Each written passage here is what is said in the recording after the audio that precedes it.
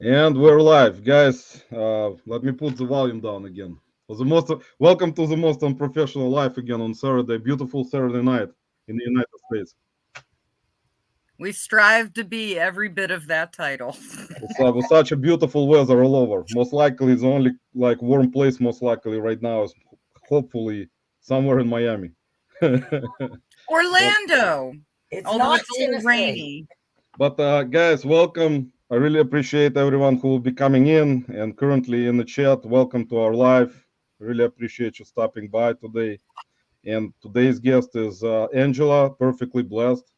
As usual, guys, I put all the information in description. Angela did a video, guys. Actually, Angela, when was it? Like 3 months ago, right Yeah, now. I did one in August and then have had, great intentions ever since, but the best laid plans. So I'm not a Mysore man, but it failed.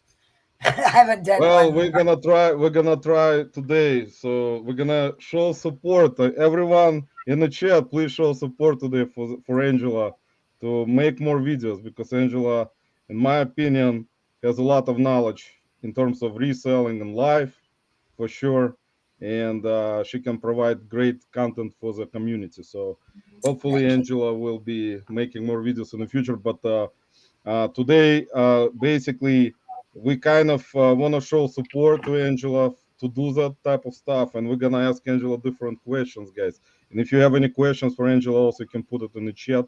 Let me say hello to people who are coming in. We got Первый, meaning first, is Matt, bearded pocket tuber. Matt, thanks for stopping by. We got Farsak Jack Mike in the house. Mike, welcome. We got Yakov Benz from vacation in the house. Jake, welcome. Happy vacation to you, man. It's good to see Jake. We were missing you, something fierce. Guys, Jake, we got people that will come in from our Discord, beautiful Discord group and our Marco Polo group. So we got almost everyone in here. Half of the people are here. Matt, Jake, Nicole will be coming in. Amanda, hopefully Paul Philly Flipper. I know he's very famous, but He busy. He busy. Paul's Great in Florida partying. or Paul's in Orlando. He won't yeah, be here. Paul is busy today. I'm sorry, Oh, guys. they're having a hoot down there.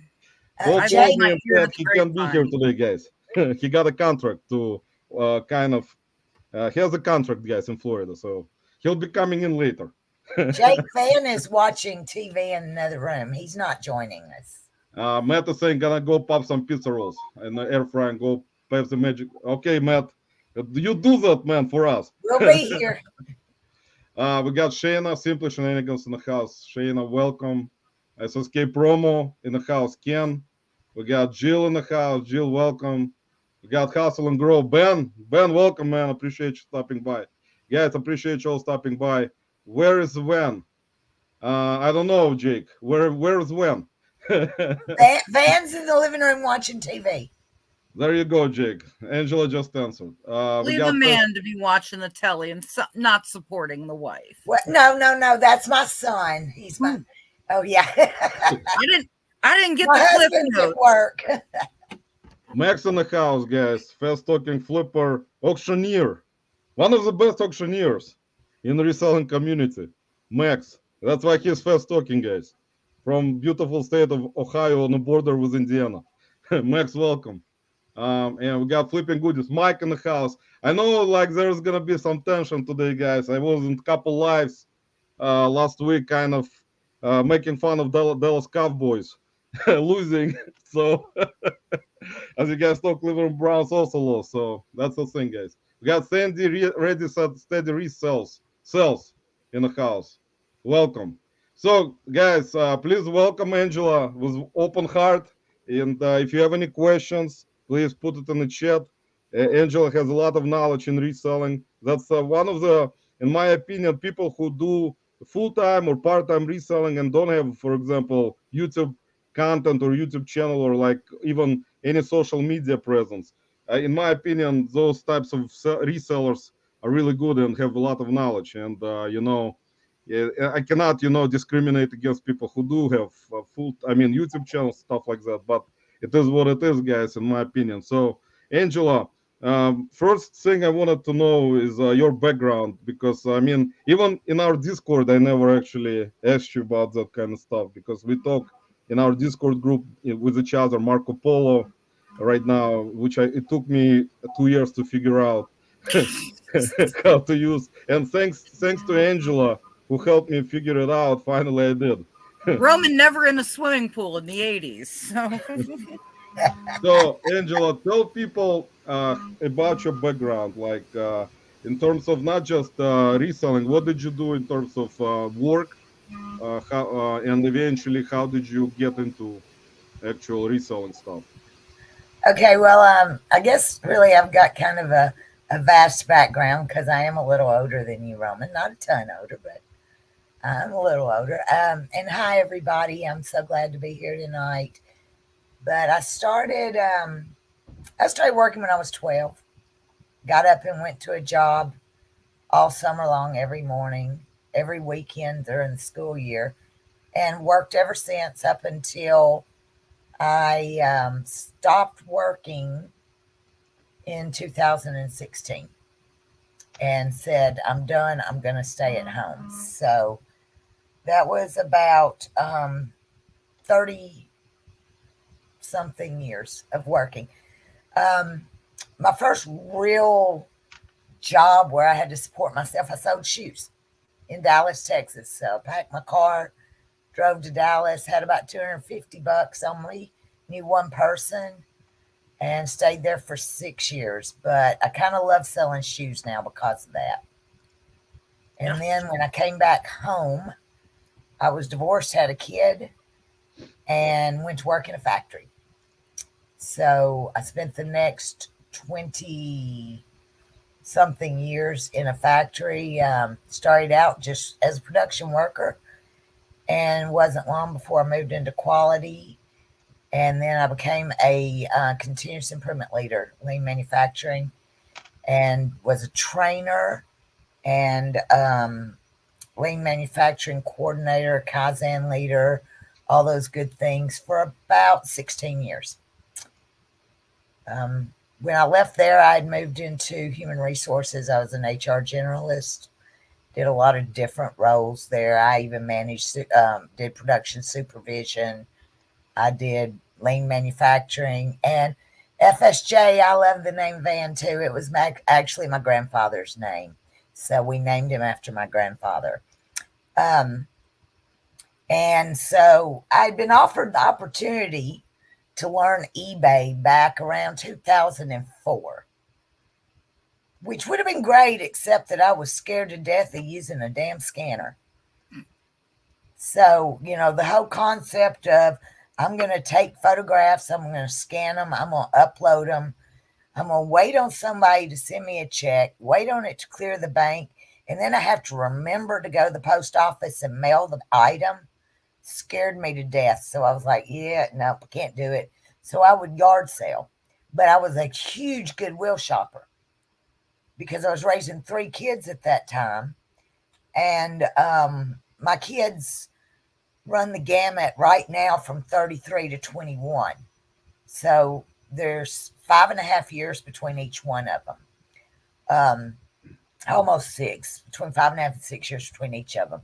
So I shopped Goodwill religiously. The town I lived in had 2 Goodwills. One week I hit one, the next week I hit the other. My kids wore everything name brand I could find. And I mean, I would go in there every week and fill a shopping cart full of stuff. My kids had so many clothes they couldn't wear them all. And so I would just yard sale. It took me until after I left my job, because I was working 70 hours a week, to decide that I wanted to resell finally online. Now I have, it is the only job I have, but I definitely am not full time. I only do it part time, just mostly because I have to try to motivate myself. And I'm not really good at that. I suck at being my own boss sometimes. But that's me. That's very nice. And actually, guys, to tell everyone, in our Discord group and Marco Polo group, a lot of the times we interact with each other almost throughout the day about different things, about reselling, life, and stuff like that. And it is a very close group, in my opinion. Even though Marco Polo I joined a little bit later because I couldn't figure it out, but that's normal for me not to figure out stuff for almost like months, 2 months. It takes me a long time. I I get love used to. that. I I just do. I get used to one program, then I cannot switch to another. It takes me time to do it, to get used to it. But we talk about different things, and Angela actually always interacts and says like if we interact with each other about any type of stuff, and someone has questions or like any type of reselling stuff and other things that we can interact about. It's a great group to be in, and we always kind of find a way of, helping each other. That's the most important thing when you have a group like that. It's a closed group. There's not a lot of people in our group, but still, I mean, every day we're trying to interact, and just show some stuff that we're selling or we finding or just other things altogether like throughout the day, and the week, of course. So, Angela, how did you come up with a perfectly blessed um, name, like for just a channel or just social media? Well, I needed a name for I didn't, I signed up for YouTube, shoot, eBay first.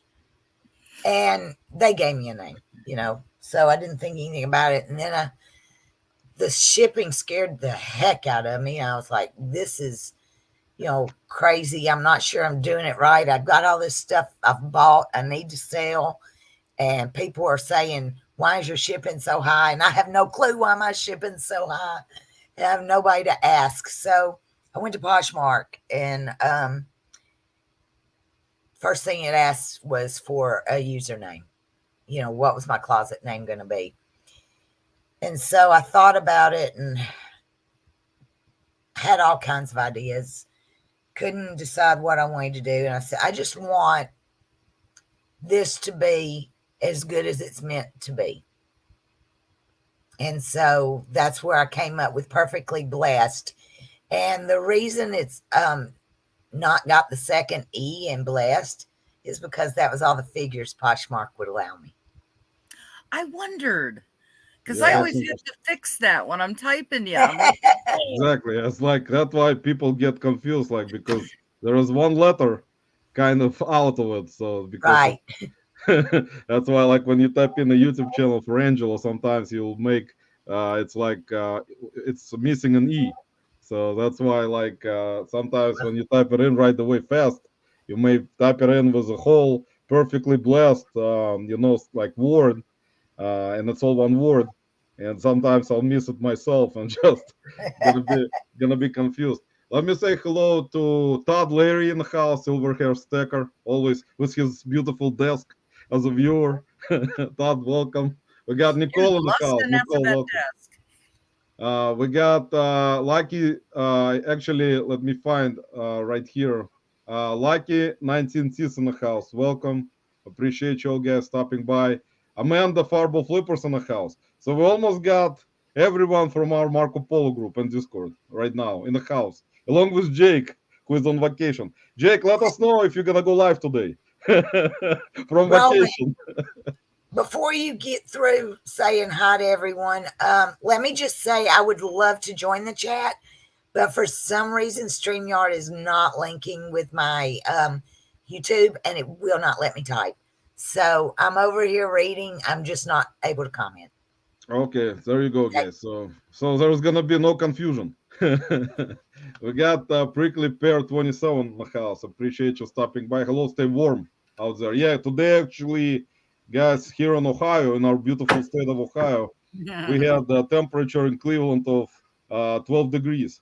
So it was actually much better than yesterday. Yesterday it was, I think, 8, and with negative digits at night. So, and a lot of snow, guys. We had almost, I think, I don't know how much Lisa had in Kenton, Oh, but in you got nailed. I've got 5 inches on my car. So, just but on the you're car, guys. how much, Roman? We had like over 12 inches, and today more, I think 18. So we Wow. had altogether 18 inches of snow in 2 days. So which is actually compared to a lot of other winters recently, that's not a lot. I don't want to ask for more, of course, but we'll most likely will get more through until May, June. So it's not that bad. And I know, Angela, you did get snow from watching Marco Polo shirts. Oh yeah, I mean the state of Tennessee is basically still all ice. It snowed for 24 hours, about Angela, 23 and a half where hours. are you? Where are you located in Tennessee? I'm an hour south of Nashville or 45 minutes north of Huntsville, Alabama. I mean, like I am just a few miles off of I-65. So that's And the east side of Tennessee. central, Most of middle, us. middle, Okay. right in the middle. And it is it's still everything's ice except for the very main roads. So I still have about 4 or 5 inches of snow in my yard. Almost a week later, it'll be a week tomorrow. Yeah, that's actually for Tennessee. I mean, you guys, Angela, do you guys? I know that you do get snow there almost every winter, right? No, No. not where I live. We may get flurries every year, but we don't get snow every year. So every 2, 3, 4 years. An event like this is probably closer to every 10 years. Wow, that's actually interesting because you closer to you. I know that you're closer to Nashville, right? I'm actually about 25 minutes from the Alabama state line, Okay, so it's but I more. am straight south of Nashville. Okay, so it's in between but it's not near Knoxville, because No, Knoxville is I'm in the valley. Tennessee is like valleys and mountains, right? I'm in the valley in the center. Knoxville's over near the mountains, up on the Cumberland Plateau, over in that area. So they get much more snow because they're much higher elevation. right. Because I've been actually in most, I think, 4 cities around Tennessee that I've been at. I've been at all of them. I've been at Nashville, Knoxville, Chattanooga, Memphis. So The 4 Chattanooga big actually, ones, yeah. Chattanooga was The actually only cities in Tennessee. Everything else is a town. it was. I mean, it's a beautiful state because like you got all types of you got mountains there, flat surface. Like you will drive into mountains depending on where you drive in Tennessee, but not in Nashville. But if you go to Knoxville, you're gonna see it. And Chattanooga is completely in mountains. So Right. like if you guys never been in Chattanooga, Tennessee, I actually suggest to go you going because it's actually kind of beautiful there. It's It, very beautiful. And Sandy Ready, Steady Sales lives about 25 minutes from me, I see. And do we still have water today? Most of us do, but we're still under a boil order. So we've had so many pipes in our town burst.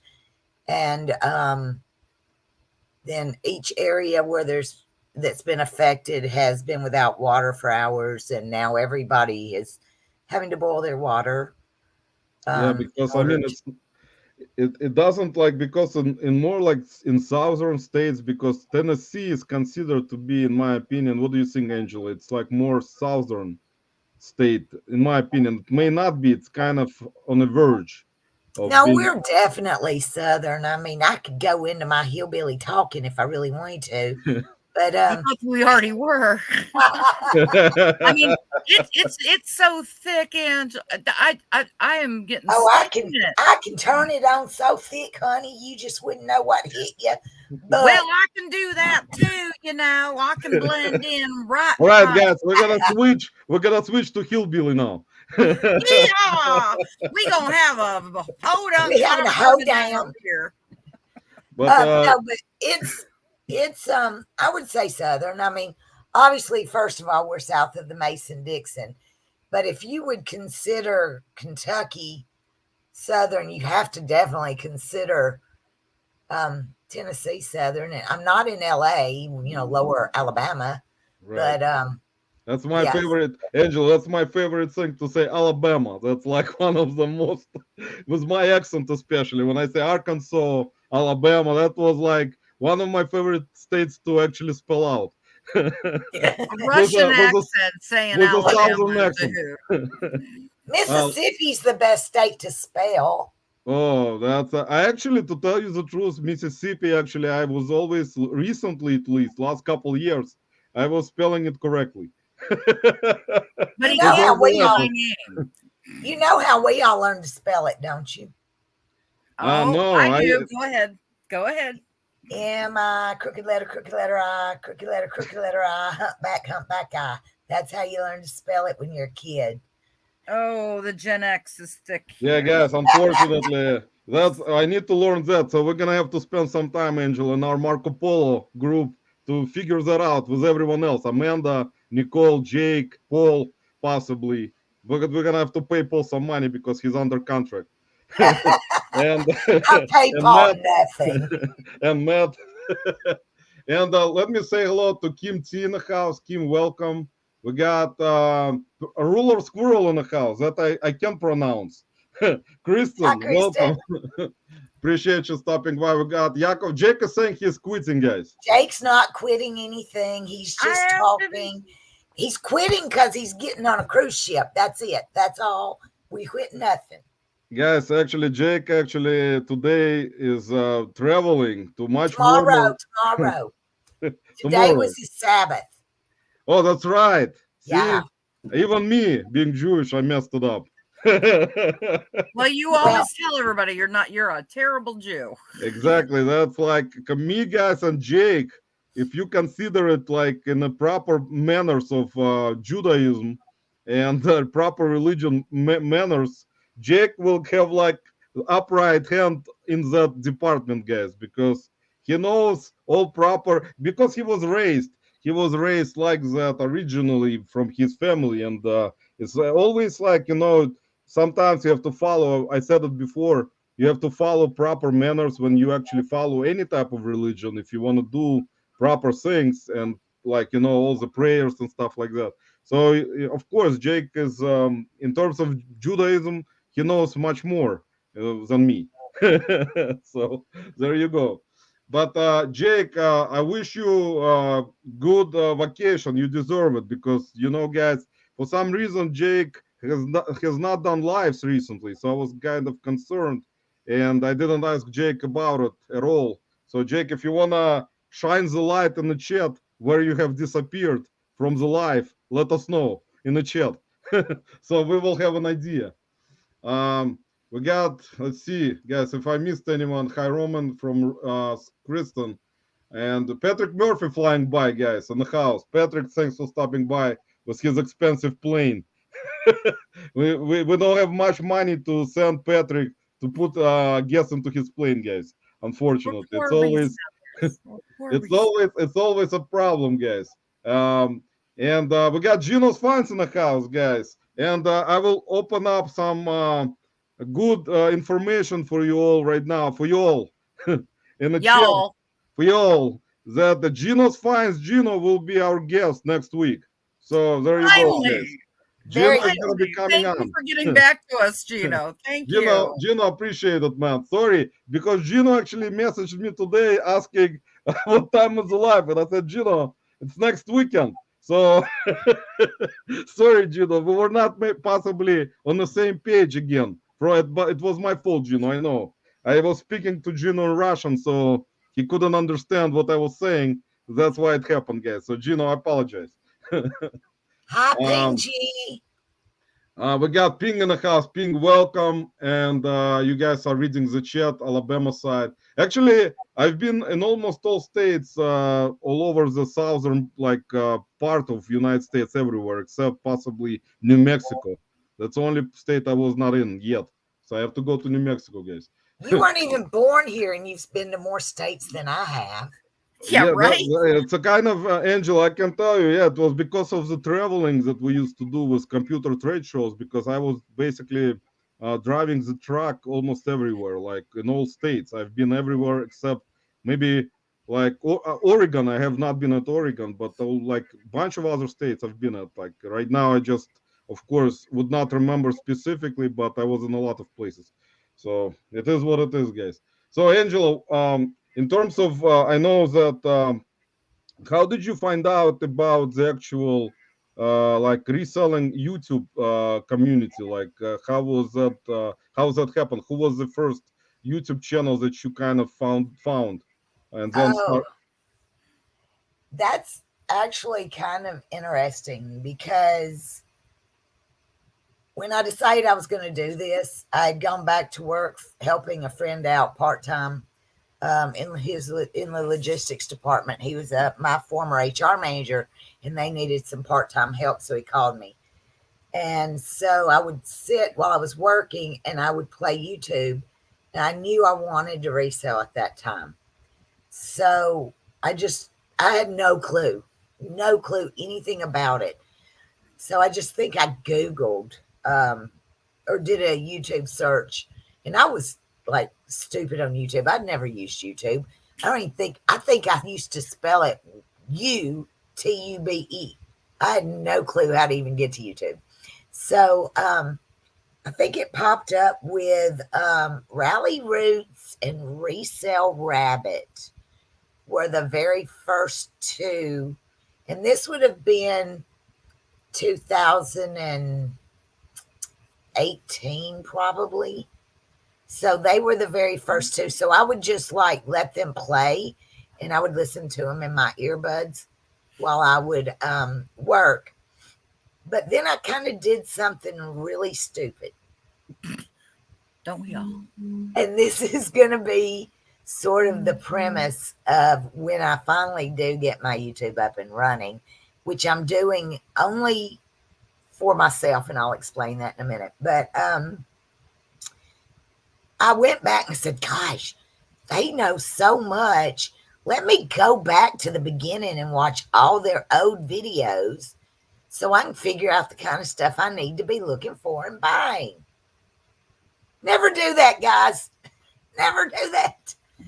Because, first of all, by the time they were probably sharing it, it was no longer worth picking up, which means when they first posted something a year and a half earlier, it probably had not been worth picking up at that point either.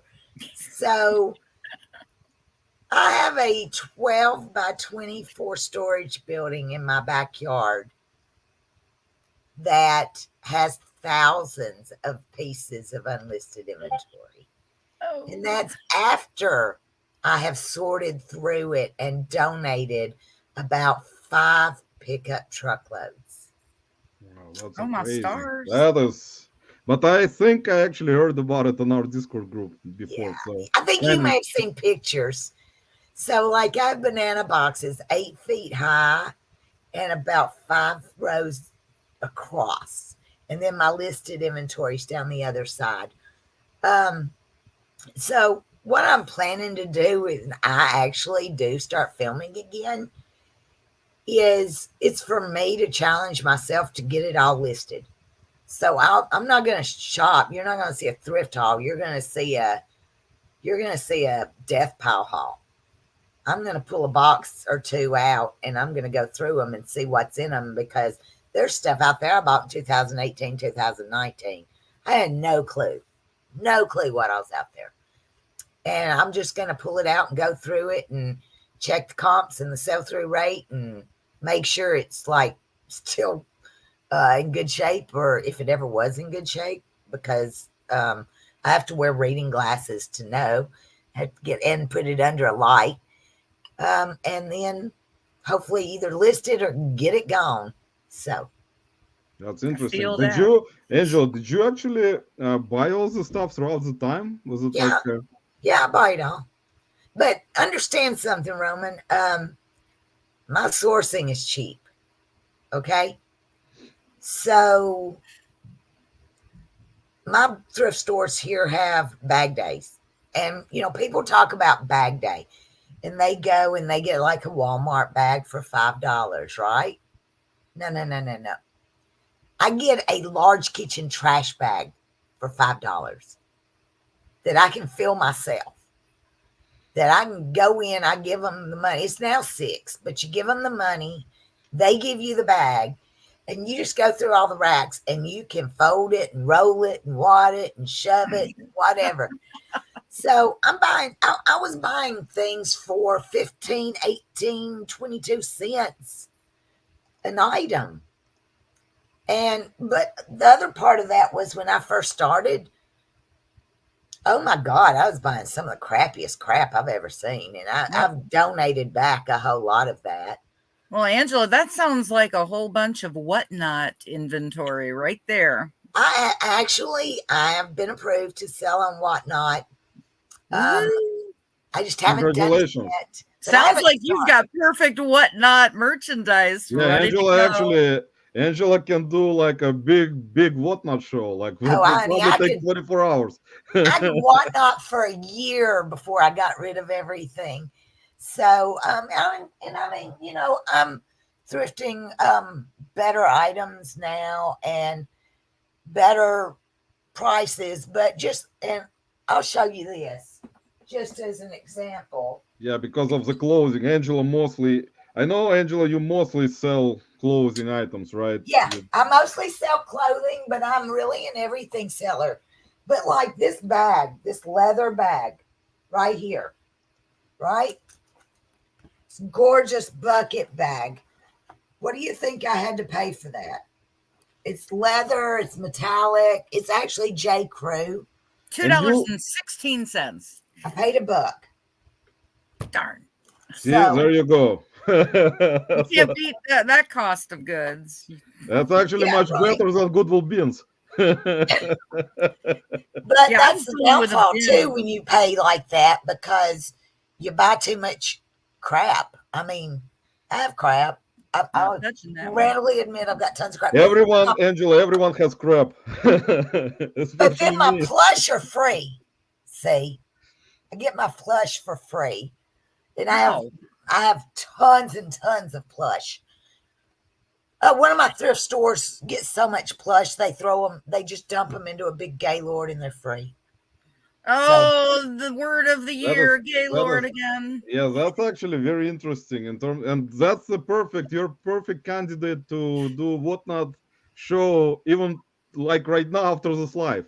you can just put up clothing on the plush. That's actually one of the two most favorite categories on whatnot. So you're gonna do good with that, actually. Yeah. And I have about 30 banana boxes of shoes. I probably have 5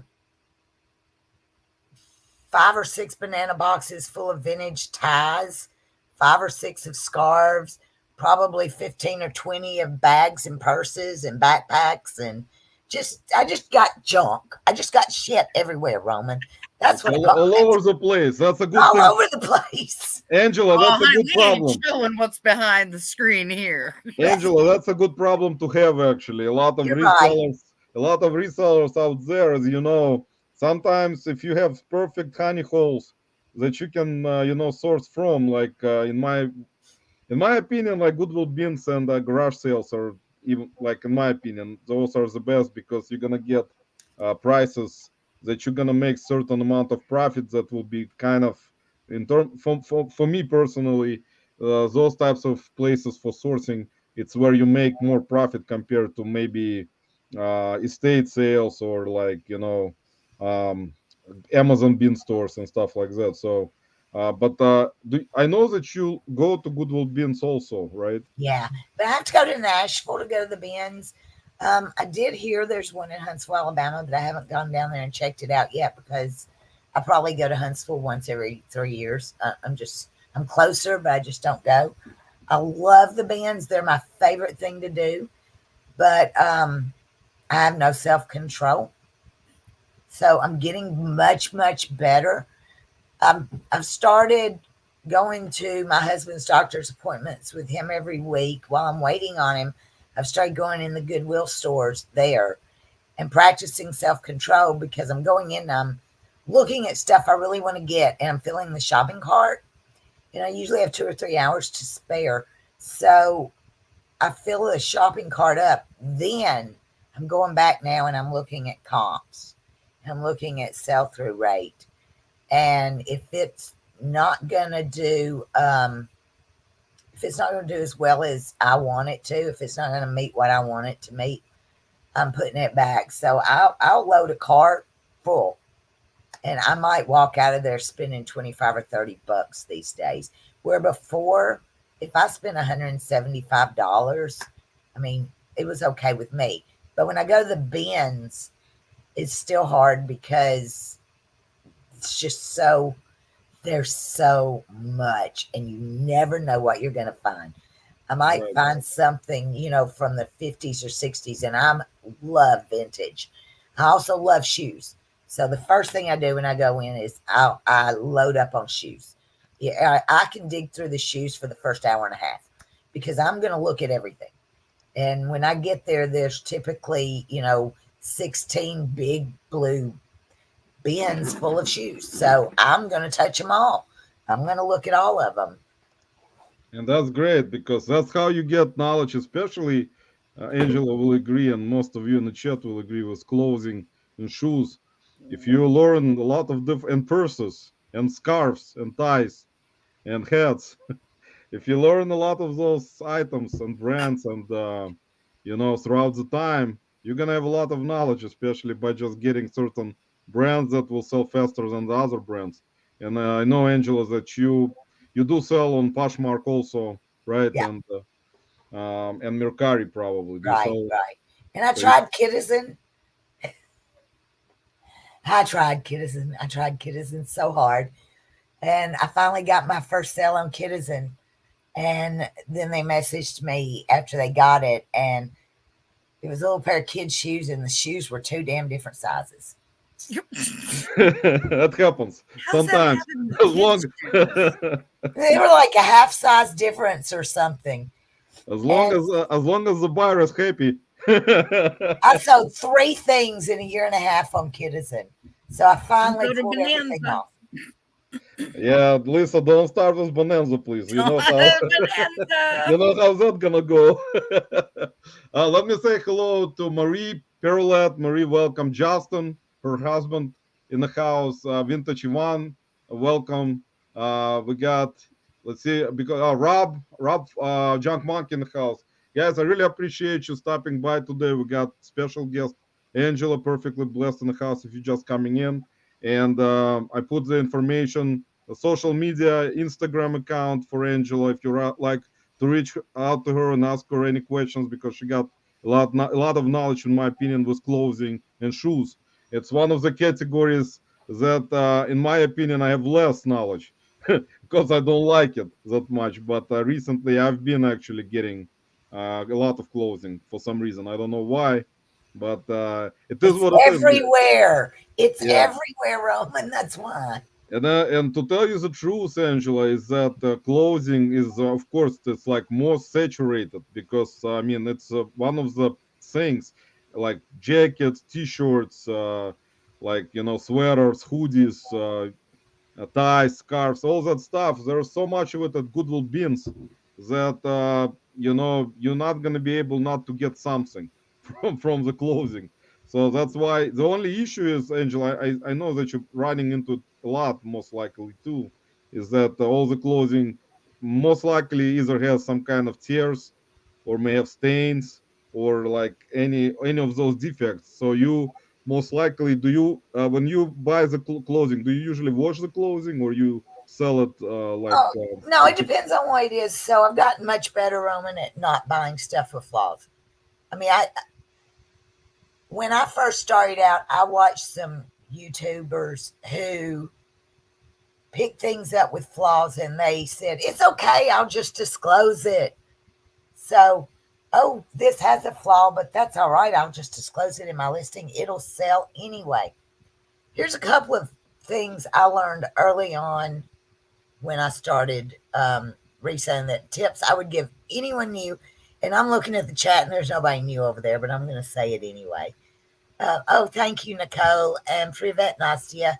Настя, привет. Yeah.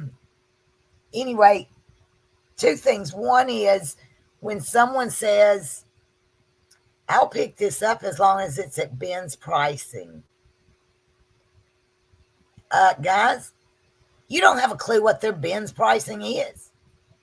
So, like, in one of my thrift stores, off-season clothing is 50 cents.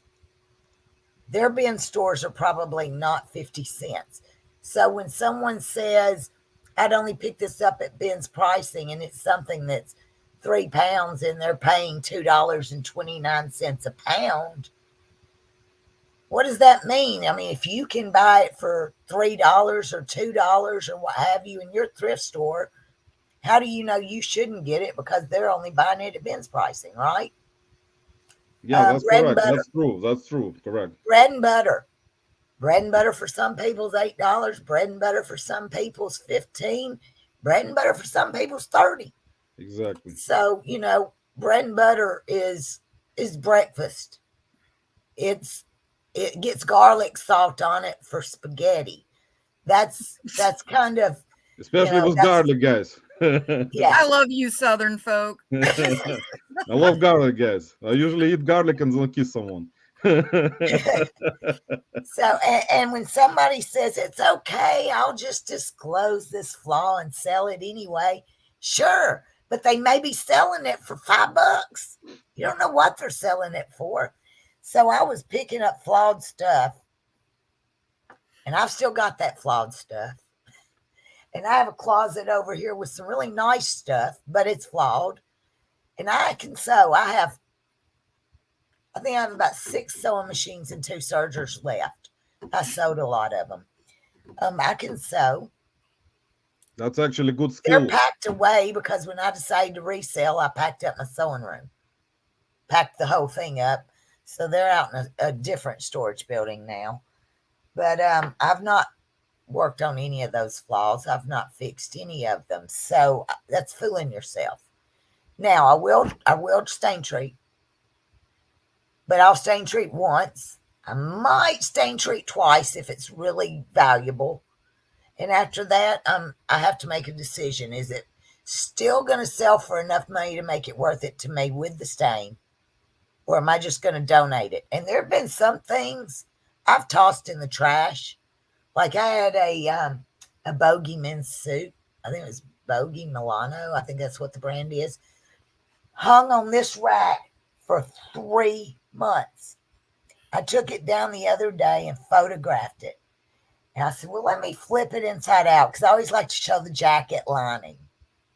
And I flipped it inside out, but I didn't pull the sleeves out. And something told me, Angela, those sleeves are lined with a pretty fabric. Flip those sleeves out. I did, and they were shredded. Oh, Wow, that's Both good. sleeve linings were shredded. That suit, which I'd paid $12.99 for the suit, had hung here for a minimum of 3 months. I finally decided to fool with it. I threw it away. I wasn't even going to redonate it. It's gone. Yeah, in my opinion, that's a good thing that you did it. Otherwise, you probably would not have known it. Yeah. I would have sold it, and then I would have been really mad when I got an INAD. Yeah, that guy, see, that's the thing with clothing, and I know that I do like when you're at Goodwill bins or garage sales, you can get bunch of clothing cheap, and that Angela is absolutely right. It depends on what your profit margins, and if you wanna like spend some time on if there are staining and there is probably like a good t-shirt, good vintage shirt, even if it's double stitched, and it has some value. Of course, most likely, if there is a stain, you're gonna try to get rid of it if possible. But some of them even with holes, like if they're rug shirts, rug t-shirts, or like jackets, and like jerseys, sports jerseys, those even as you guys know, with some with even small holes or stains, still gonna sell, even though not for that like specific value that you're looking for, but they will. I mean, not gonna most likely not gonna sit around for a long time as long tail items. But like, Carhartt can be thrashed. You can sell it. I love to sell Carhartt. That is the fastest selling brand for me that I find. I was just at the petrol the other day standing in line, and I was wearing this beat up 1990s Wolverine brand denim work jacket that a guy would be out on the car. Yeah, people, I do. I put this on. Yes, that's And actually. this boy in line, I mean, he was in his 20s. He tried to buy in line. I'm like, I mean, I've got the elbow is shredded. I've caught it on the doorknob. I wash it every week. He was just like, I really dig your denim. That's awesome. It's so distressed. I'm like, yeah, because it's a rag and I love it. But I mean, honest to goodness, if I were to see that in a thrift store, I would have been like, why did that not go into the garbage? And this kid he tried to buy it for, well, he started at $30. And then before I walked out, he was like, I'll give you 50. Dang, I love that thing so much. I've had it since the mid-90s. Why didn't you tell him to quit fooling around and talk to you about a reasonable offer? And Lisa, maybe he was looking for something else. Who knows? Hey now, guys, you never know what they're looking for. Maybe he wanted to get your phone number. It was so ratty, and it kind of goes with what she's saying about Carhartt. Yeah, you know, certain types of things, but I didn't see that thing as this is fashionable. I mean, you know, that is not my wheelhouse, but to realize that these young kids, that's cool. And like Carhartt, you know, yeah, that's durable workwear.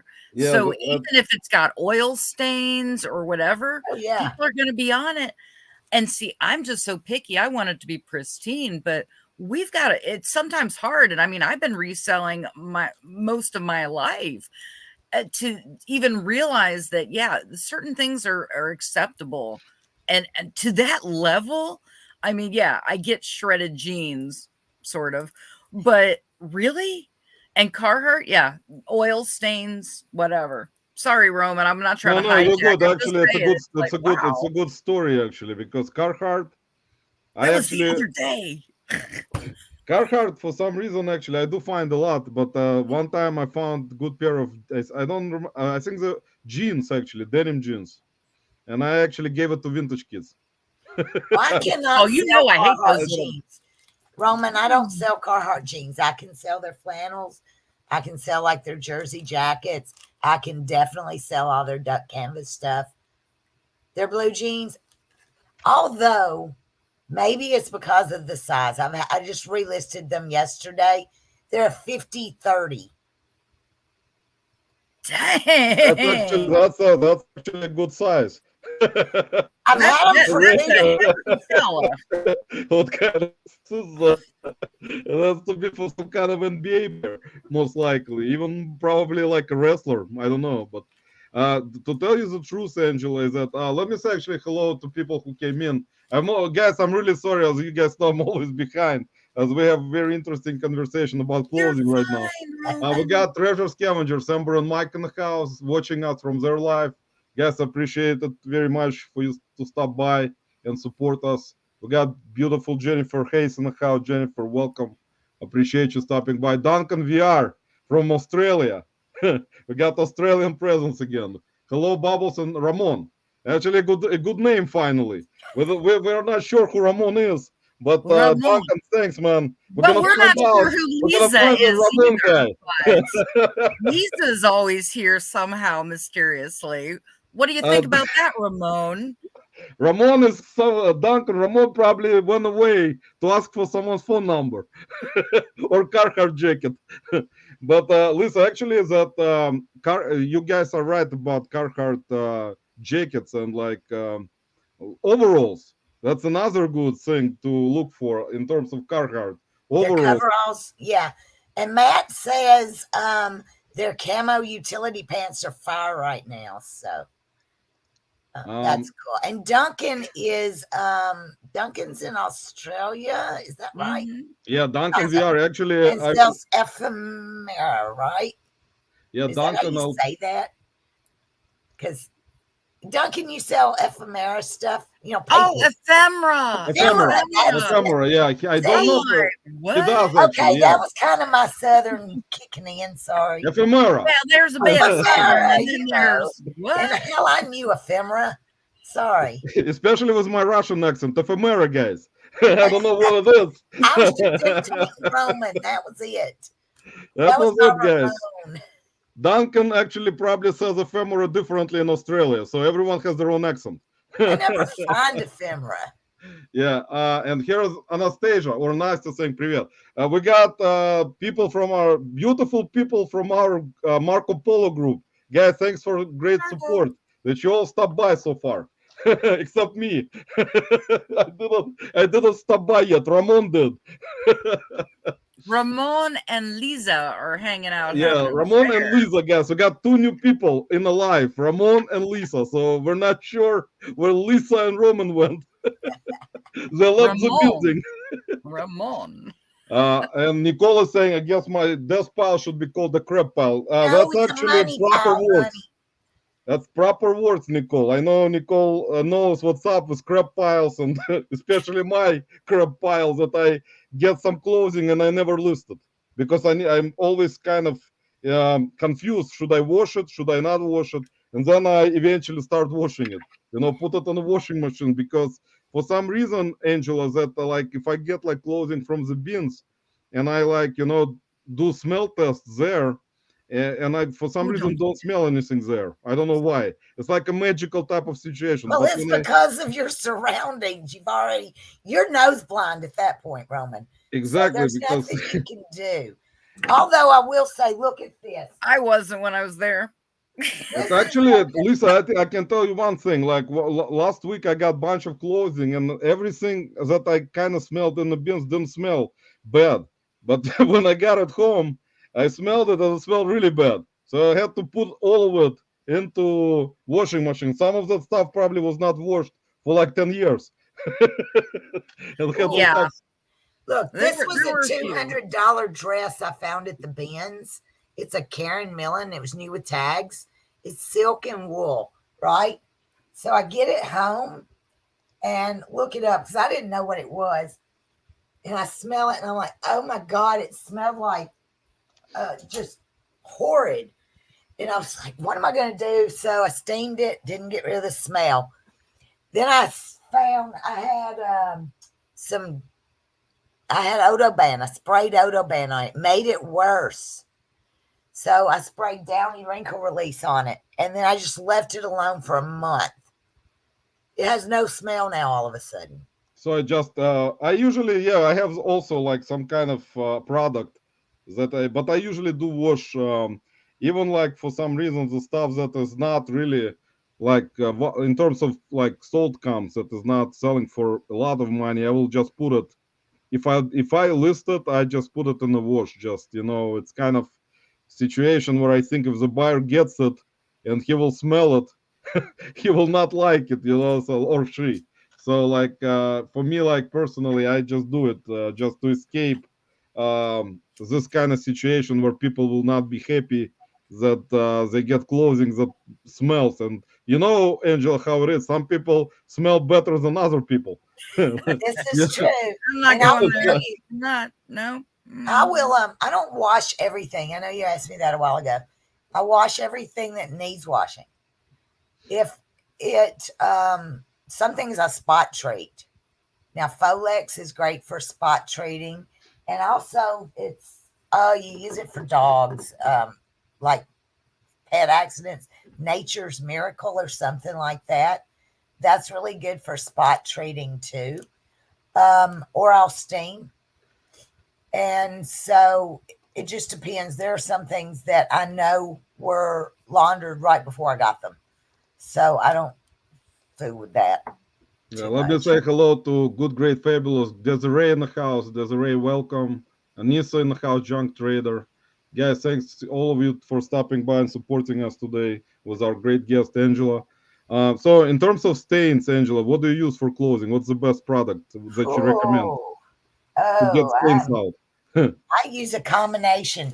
I've started trying to use this. I've used this once so far. This is lye. And so Again we with the haven't, lie. huh? Oh, last week we found out there was lye involved. What are y'all doing? Now this is I got this from the Amish. It was like $1.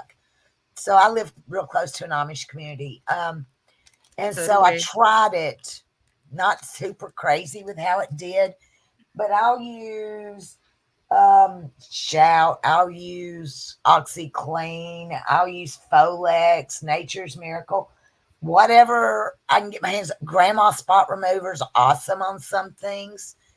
It just depends.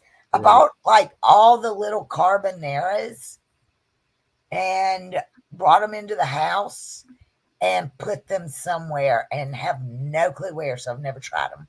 But also, I This think, particular Angela, it depends on also fabric, right? If you cannot, yeah, yeah. Now, if I need to wash silk, I'm probably washing it in Johnson's baby shampoo.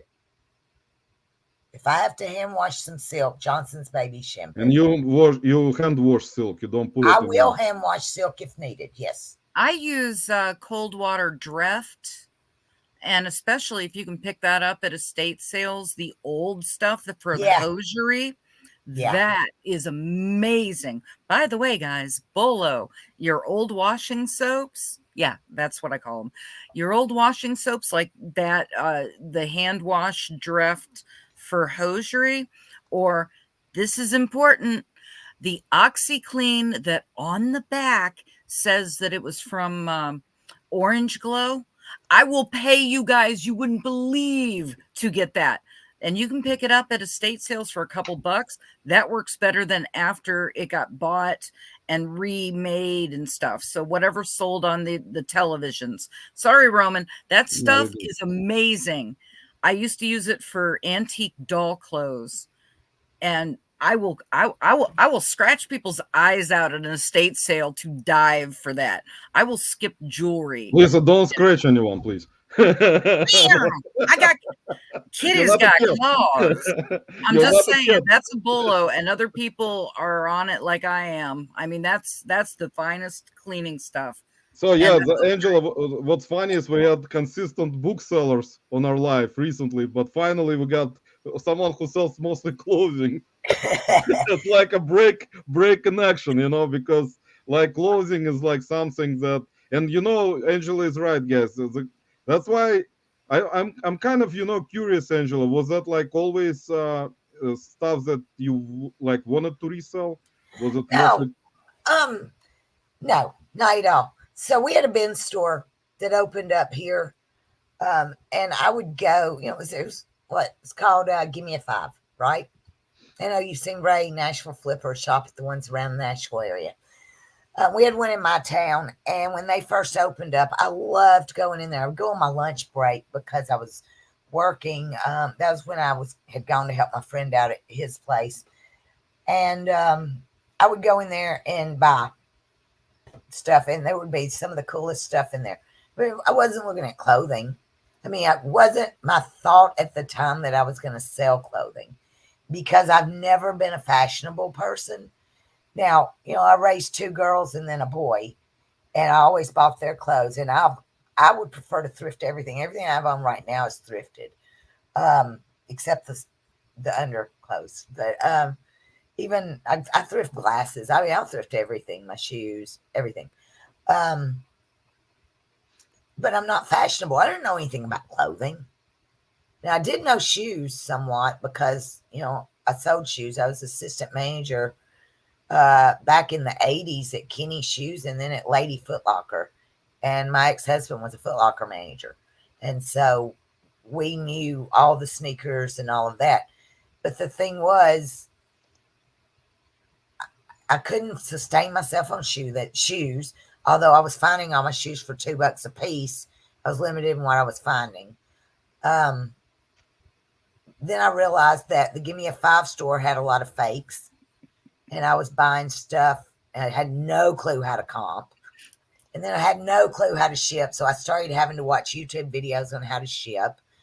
And so because I decided I didn't know how to ship, I was going to have to sell on Poshmark. because shipping was easy. And Poshmark was mostly clothes and shoes. So that kind of directed me in, it's like, well, there's a lot of clothes around. Definitely clothes everywhere I look. So, and they're cheap.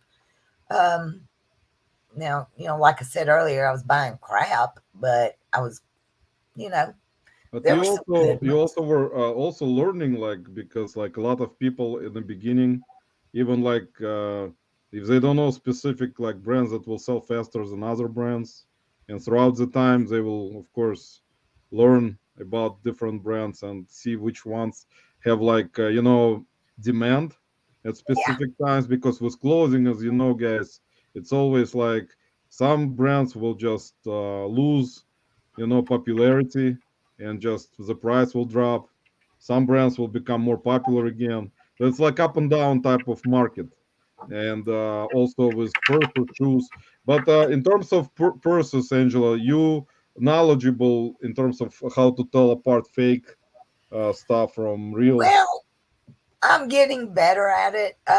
There was a group that was on Facebook. They've since closed down that I would go in and ask, and I would try to understand before I asked them if I thought it was real or not. I did pick up 3 items here recently that I figured were fakes when I grabbed them, but they were $1 a piece. So I got this gorgeous Dooney wallet, right? It's vintage Dooney wallet. Really cool. Yeah, nice. Yeah. Fake. It's a I good for got you that it's fake. this got this Coach checkbook holder, right? Pretty sure it's a fake. Doesn't even feel like leather, it feels like vinyl. And then I got this Coach wristlet that I'm pretty sure is also a fake. I haven't totally researched it yet. But look, that's $3 for me to learn what to look for, right? Yeah, exactly. That's basically in terms of knowledge, and whenever you can get in the bins, it's same way at Goodwill bins, or like you're gonna find a lot of sometimes, not a lot of times, but you're gonna run into those brands: Dooney and Berg, Coach, Gucci. We had one Yeah. reseller that found Gucci purse and said, Hermes, you found our Hermes, yeah, not me, but Hermes. I didn't find it, unfortunately. I found Yeah. YSL, but my YSL are in a box outside. Guess what it is? It's a vintage 3-pack of men's knee-high dress socks. Still in the box, brand new. Wow, that's actually good. Those are actually even underwear, Angela. If it's new, if it's Oh, vintage, old stock, that actually is. I think if you're gonna list it for a certain amount, it will sell fast. I've done it. I found it before. So at least this kind of stuff that is made in the United States and quality, guys, which is very important. People like that kind of stuff, especially brands that are not on the market anymore, like Yeah. anything that was discontinued or just not there. Those types of things people always looking for, and you can learn it, guys, from YouTube content creators. Not sponsored by anyone. oh, um, I don't sell a whole lot of clothes, but I will sell like discontinued. And I know this, some of the room might cringe, but women are very particular about their brasiers and just their undergarments, anyways. And I have made so much money off of getting discontinued. Like I do Wakel, it's a brand of brasiers, and they Yep. will last you, 10 years plus. Trust me, I wear them. Me But too. the good going, girl. Solid steel there you brazier. go, guys. Let's talk. Let's discuss that. Let's talk bras, shall we? No, I'm being serious, Roman. Women are very particular about it. And so you even get one because they wear so well, especially vintage. They always made things better, but women will pay up even for a used one if it's the model that they loved. So never Yes. dismiss that. And like just for a tip with Wakel, they have a model number on the tag. It's usually like 85 something. It's like 6, 7 numbers long or 6, 5, whatever. You look that up when you're in the store. If you get Wakel, throw it in your cart and look that up, because odds are it's been discontinued. And honestly, you can get $20 to $70 for most of them. And I mean, in stores, they sell for 68 to 72 now. And there's a few Wakel models that were like 15, 20 years ago. I know them to see them, but they'll go for over 100. I'm not kidding you. And like, I hate to say this, putting it out there, but Kmart panties, I used to wear. I love the models. You think Kmart? Oh no, I will pay some people if you've got those. And I mean, so you can't dismiss the brand. It's about the cut, the material, durability. All right, I'm off Yeah, my guys, durability is the most important part. Don't forget. You know, guys, Durability is if you're Oh, buying well, leave it to a man to talk about durability of drawers. guys, Leave it. durability and easy access. And Roman, we're not you gonna have discuss not anything else. lived until you have had to work with an underwire sticking into your armpit. Mm-hmm. If a woman, Now we got him laughing.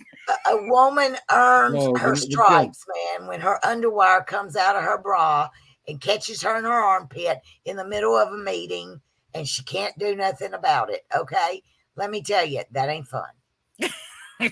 Oh, the stories. Oh yeah.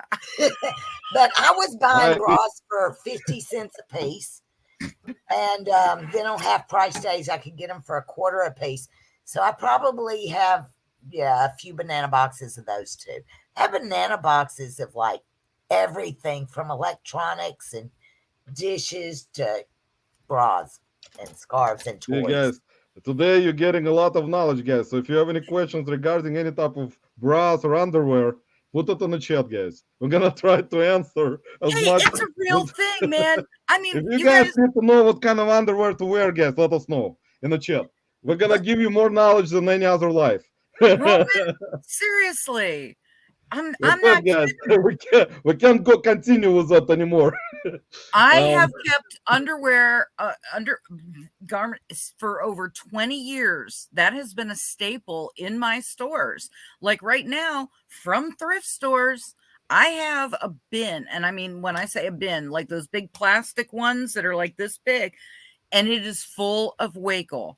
So you can make fun, but I can get more money out of an old used bra than you can get on video games. That's exactly. Or breast pumps, Roman, your specialty. Yeah, there you go. Suck it right there. Yeah, there you go, we're guys. ganging up on him, and No we're more putting video games out there.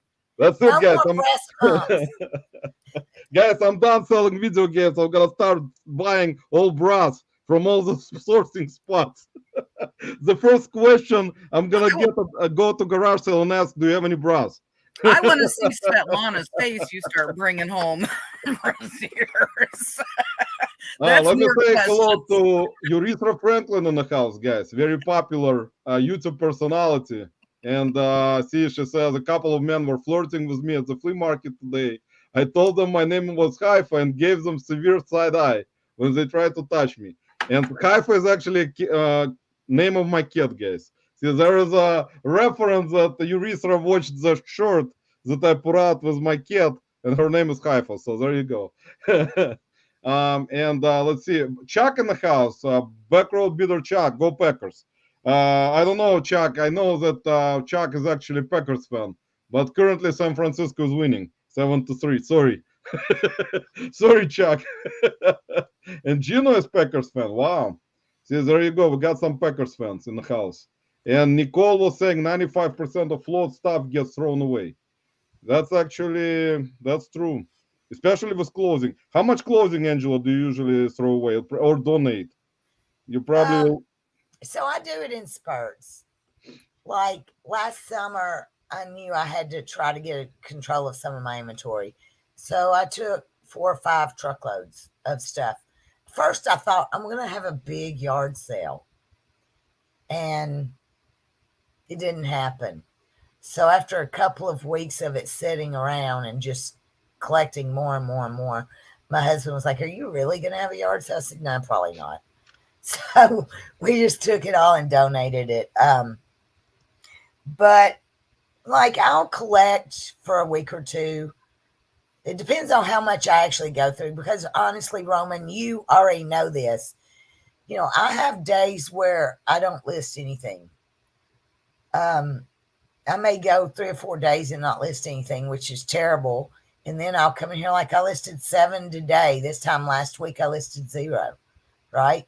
So I'm definitely need to be doing this full time, but I'm less than part time. So I've bagged up in the last 3 days. I've pulled stuff out of inventory that it was really, really old that's out in my listed inventory that's just not sold. Some has been listed since 2021 and it was crap. It was crap when I listed it and it's still crap. It'll be crap tomorrow. Still crap is gonna be always crap, guys. Do not buy crap. Exactly. So, But people love crap. Come on. I know, but it can be somebody else's crap. Crap pays our bills. Just sell crap in bulk. Just put It can be someone else's crap. I've just gotten about 4 black garbage bags full of baby clothes from my daughter because I thrifted so many clothes for my grandbaby that she's outgrown now. And I've got another grandbaby coming in 2 months. So I'm pulling all the seasonal, trying to make their seasons are opposite. One's due in March, one was born in September. So trying to pick things to pull out for the new grandbaby. And then I'm just going to probably try to lot up. I thought I might take to a Once Upon a Child, but I'll have to drive to Huntsville or Nashville to find something like that. We don't have buy-sell trades here. We have a couple of thrift stores and that's it. Actually, Once Upon a Child, we used to have one in Cleveland. I don't know if we still have it. We used to have that store before, which was actually interesting store. I remember it was not a big store, but they did have a lot of different clothing for children, babies and stuff. So you'll find Clothes Menor, Plato's Closet, and Once Upon a Child together because they're all owned by the same master company, and they try to find plazas to be together. Why are you laughing? Oh my Lord, Urethra! I was laughing at Urethra Franklin. Oh. Yeah, Urethra, it happens. Urethra, as long as the buyer was not really mad and can wash it, you'll be good. Order Amadex from Amazon. It takes out ink and lots of stuff. So. Yeah, that's the thing about it. The most important part, guys, make sure not to miss any unusual staining on clothing. Always turn things inside out. And always turn things. Actually, the thing about it is, Angela, do you know, in terms of returns, for example, what did you notice in terms of eBay closing returns? And you've been selling clothing already for a while. I started selling in 2019 in November. Right. So how many would you say for as an example per month in terms of if you sell a certain amount of clothing, how much of the clothing you get returns on say per month? I've probably between eBay and Posh together, I've probably had 10 to 15 returns since I started reselling. Wow, that's not that's nothing. In my opinion, for clothing seller, that's actually because clothing, if in my opinion, clothing in terms of returns is the highest category. But I think mostly, I'm not sure if it's for women's clothing or for men's. I think women's most likely there's more returns. Yeah. Most of my returns have been women's. Now I've had a few shoe returns, didn't fit. I had one shoe return because I listed as men's and they were women's. So I had this happen on Poshmark. Thankfully, I was on Posh too, and Posh doesn't allow returns for fit, but there have been a few things I knew I screwed up. So I've been like, okay, Poshmark, customer satisfaction is important. Please accept this return. So I've done that. I have on eBay buyer pays returns. I offer 30 days returns. Buyer pays. I got one. This was the one that really upset me. This happened. I sold an item 1st of November.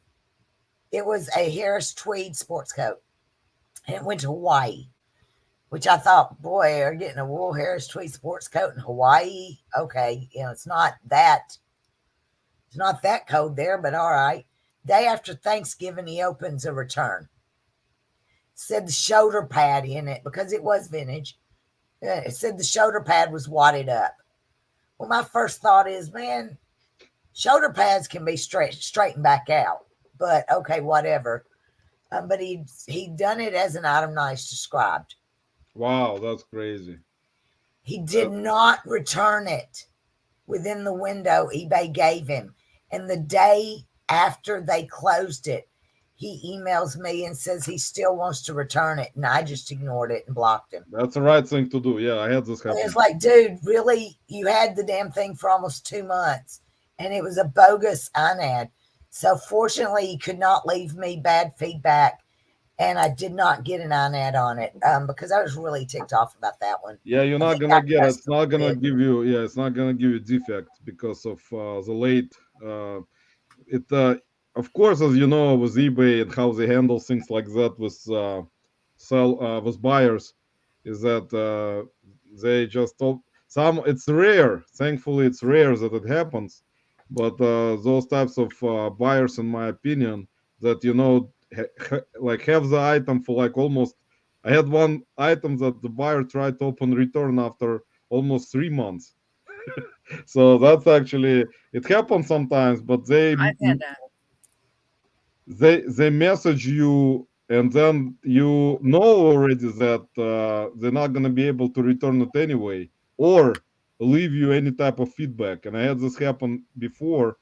And usually if they try to, even in a window where they can return it, if they're going to select INAD, as you know, guys, they can still return it with INAD, but you can actually try to reach out to eBay for business, and it's not gonna go against your metrics. I mean, if the buyer is lying, it's hard to prove nowadays, of course, as you guys know, in terms of any products, not just clothing. But that's what happens. I am pretty sure those types of defects, they occur, of course, with everyone in terms of anyone selling on eBay. Is just to prove something. If the buyer is lying, it's very complicated to prove nowadays. Oh, let me tell you what I did. I got my own INAD opened against me one time.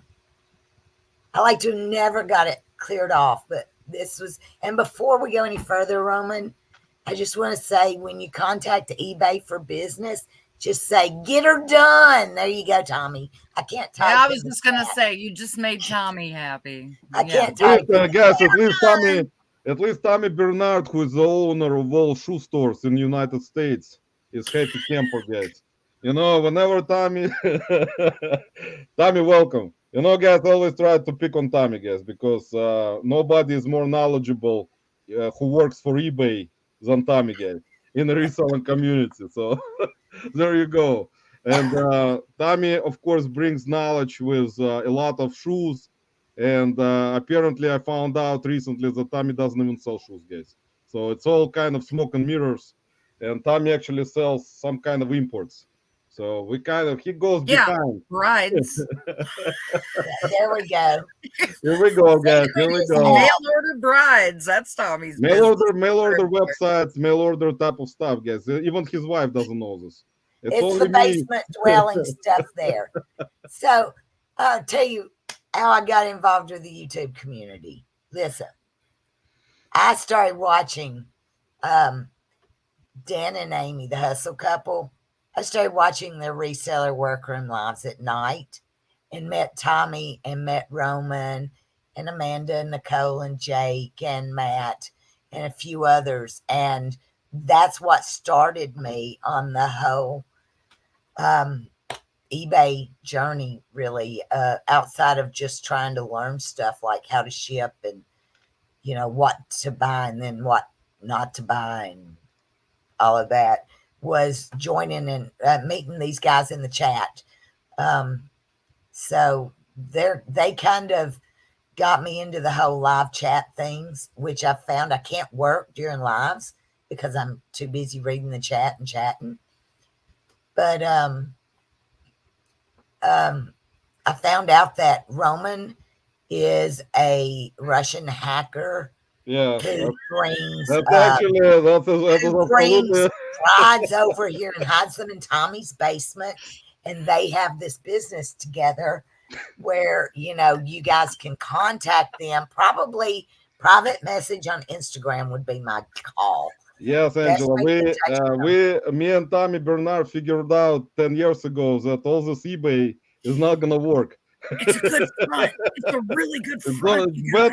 It's just better to just do male bride service. It's much more profit in it than selling dirty shoes or dirty clothing or broken down electronics. So we figured out there is more, popularity with male bride services. So that's why we kind of went undercover. So we kind of present ourselves as resellers in the reselling community, but in reality, we just have websites where there's people ordering brides. So there you go, guys. Now you know. Tommy figured out how profitable it was and contacted Roman and said, "Get her done, dude." So I come here willingly. Why? Let me say hello to Larry Way Out. Larry, welcome. Actually, Larry and Anissa brought out a great point, guys. I actually read the comment that on Monday, I think January, actually, probably even, I think tomorrow, because I think it's, but make sure tomorrow, guys, ship out stuff tomorrow because the postal rates are going up. So just print out your shipping labels either today or tomorrow because on Monday, shipping rates are going up. I'm not sure if it's gonna go up on pirate ship. See if someone has this information. I would imagine. If someone has in the chat, like Tommy Bernard, most likely, because he is an agent for all the companies. Tommy, if you have the information, let us know if the pirate ship postal prices are going up also, not just eBay's. We'll see, Angela, if Tommy has this knowledge. If he doesn't, that's it. We cannot rely on his information. Tommy doesn't know, nobody knows, right? Who else I missed? Because there were some comments that I missed. I'm sorry, guys. I'm way behind again. He's always way behind. I'm already. Guys, I apologize. Again, there was what so much I do, Roman. I'm not just a pretty face sitting here. I do something. Yeah, guys, I can log in on my phone and actually type in the chat. Good idea. My stars! You mean this whole time you didn't? No, girlfriend, guys, I have a confession to make. All this time, I didn't know what Lisa was doing. I believe that. I really believe that, people. And see, guys, that's the problem with this reselling business. Nobody knows what the hell they're doing. Well, this is the most unprofessional live. Guys, that's the most unprofessional, of course, but it is what it is, guys. Everything I do is very unprofessional. So, yeah, Todd is saying that he sold red Carhartt jacket in 1982 for $22, that he bought in 1982 for $22 and sold it for $90. Good job, Todd. You can actually, with $90, you can actually, buy another desk for yourself now. I always pick on Todd's desk, and he's like, why is he always picking on me with the desk? Well, he doesn't know anything better. We got collecting chaos. James in the house. James, welcome. Always happy when I remember to turn this on. Appreciate you stopping by, man. So, Angela, what are, in terms of brands, what do you recommend if someone selling clothing mostly? What are in your opinion, the faster selling brands for clothing? Not just women's, maybe men's and both, like men's and or women's. What do you think? Fastest selling or fastest selling for good profit? I would say let's do fastest selling for good profit. Okay, well, first of all, Carhartt. We already said Carhartt. And if you can find like men's Canali sport coats, I've really enjoyed. I've found 2 of those, picked both of those up for $7.99, and made really, really good profit on both of those. Some older, as far as coats, and okay, I've been kind of focused on coats a lot lately because I get my jackets and coats for $5. And so if I can pick them up for $5 and flip them for 35 plus, I've been happy. Any vintage or how would you say decommissioned military styles, not your normal standard camo jacket, because I can't sell those for crap. But some of the older things, really, really good sellers. And Swiss Alpenflage has been a big seller for me. If you can find a Swiss Alpenflage military coat or the Swiss wool winter coats, I sell those things for really good money. Goodness, outside of that, Veronica Beard, some of the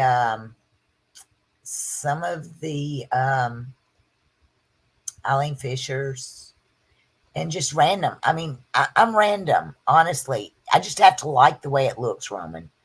If it's new with tags, I'm automatically going to look it up. Anything I find new with tags, I'm automatically going to look up. Like this dress I found in the bins. You know, everybody had dug through that bin. I saw it. It felt good. I grabbed it. It had a new with tags tag on it. I had no clue what it was till I was talking with Nicole. And Nicole was like, I think that's a good brand. And we looked it up, and sure enough, I mean, it's $200-something dress. So, you know, I don't know. Shoe-wise, let's hear your opinion on shoes, Angela. Let's see what if Tommy will disagree. We would like Tommy will definitely disagree. You know We're gonna why? bring out Tommy Bernard disagreement today, guys. Tommy will disagree because I'm Angela. Don't Okay, shake so the first baby. and Don't shake foremost. the baby. Don't shake the baby, guys, because you know we never know. Because if you're gonna say something and Tommy will not agree with you on shoe brands, then he will have to call his wife, and she will have to agree. So, I don't sell many athletic shoes. I don't find many good athletic shoes. Most of what, see, he says I don't know dress shoes because he knows what I'm going to say. This is a brand. He already said This it. is a brand I will pick up every time I see it. It's Mizmooz. Mizmooz. Mizmooz. What's the sell-through rate? Is it a good sell-through rate on those? It has an awesome sell-through rate for me. I mean, if you price them good, and I'm saying I'll probably sell these for 30, 40, maybe $50. Some items in that brand I've sold for much, much more, but I have 2 pair right now that I picked up here recently, and when I see it, I grab them. Hokas, now if I find some Hokas, I'm going to pick them up. I did a thing after Christmas, so I got cash for Christmas. And I went to my local thrift store 2 or 3 days later, and they just brought shoes out. And I hadn't been in there in a while. So I went, oh, well, let me look at their shoes. I spent $18 on some shoes. First pair I sold for $80. Second pair I sold for 60 something.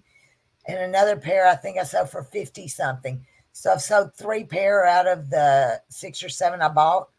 And I got Adidas clay court tennis shoes and the Adidas Boost Parlay, the Adidas Boost clay court and Adidas Boost Parlay. And those sold really, really, really good. And the other pair was, shoot. Matt, do you remember what they were? I don't remember. Yeah, Matt, we need your help. Maybe Tommy knows. We're gonna pick on Tommy today, guys. That's it. We're tired that Tommy knows everything we don't. It's Nobody about knows, time guys, to turn the Tommy. tables on Tommy. He picks on everybody else.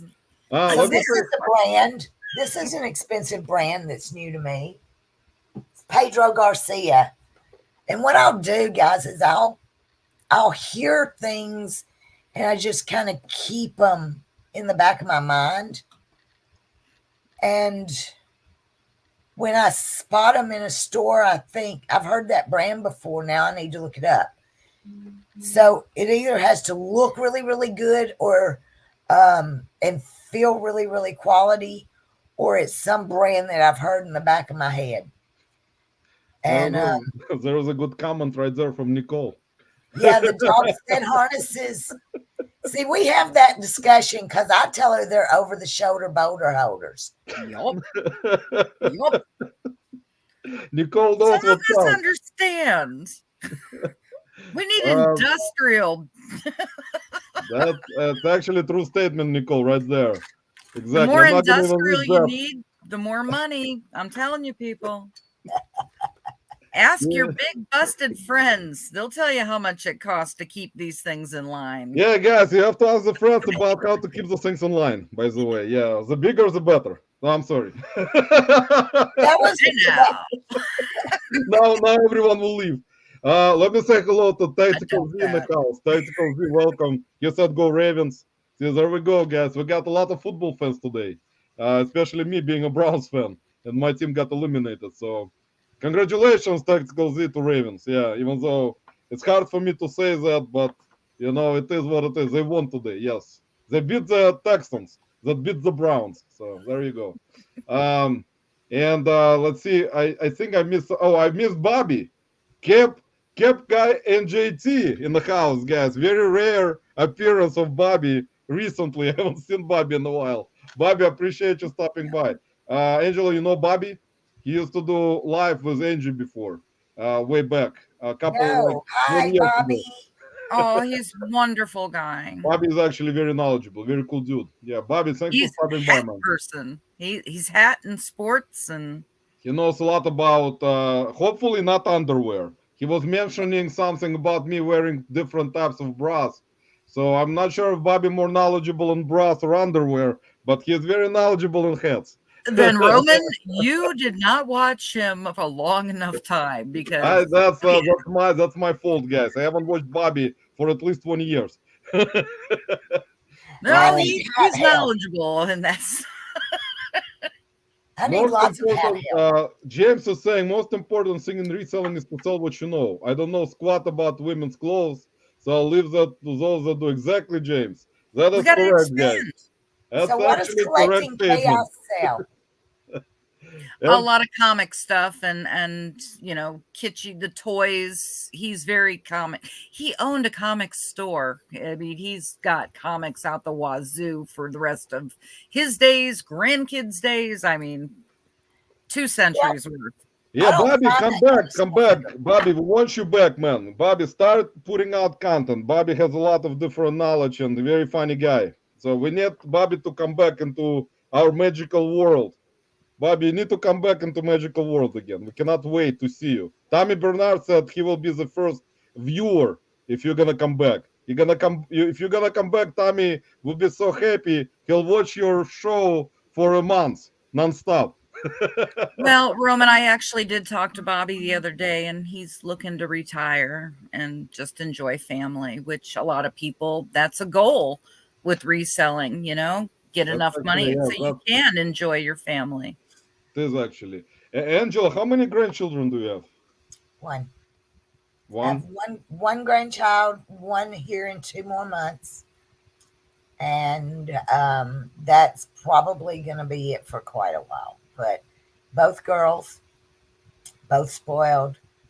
So yeah, Both spoiled. That's about it. It's a beauty of it, Angela. See, that's why grandparents or parents like those types of years when children are growing. In my opinion, are the best years because they grow up very fast, and like in a blink of an eye, they're already grown, and yeah, you kind of miss those times after when that happens. When they grow up, you start missing those days, and that's why currently people kind of try to I know one thing, parents when they're younger, parents like me, I was younger parent, and when my son was born I was trying to get out more, still go out and stuff, and I didn't notice how fast the children, I mean my son grown, has grown, so it was like a blink of an eye, you know. Tell And me, what do you consider a younger parent, Roman?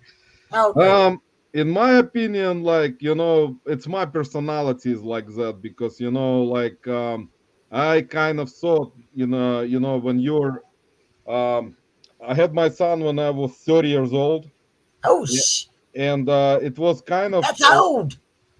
that's currently, actually, if you look at the situation currently in the world, I mean, not everywhere, of course, but it's kind of considered to be old when you have your first child as a, you know, but some people do even right now. I know some people who have kids for the first time, even it's in when they're 35 or like Yeah, no, 40. my daughters will be 33 when the baby's born, but I was 34 when I had my last one, and I had my first one 4 days before I turned 23. Yeah, So, that's the thing about it. Like some parents, you know how it is. Some people settle down, and they kind of, you know, try to be like. In my opinion, it depends, of course. Like a lot of the times, you know, like if you have like a grandmother or grandfather, like yeah, that's what I was saying. Younger parents, like who are like, say, for example, not like me in the 30s, but like when they have kids like in their early 20s, they still kind of want to go out, have some fun, right? So they will be kind of leaving children with their like with grandparents to watch them, like to babysit them or get babysitter sometimes.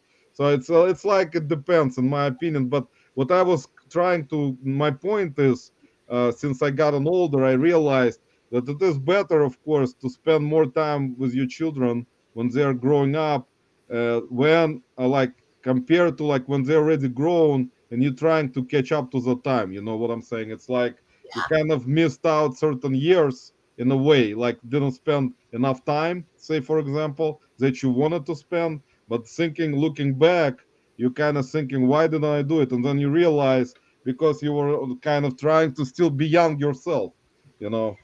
I worked all the time when I was raising my kids. And when I quit my job, my oldest was getting married. My youngest was, we homeschooled, and he was in high school. And I was working 60, 70, 80. My longest week was 98 hours, 1 week at work.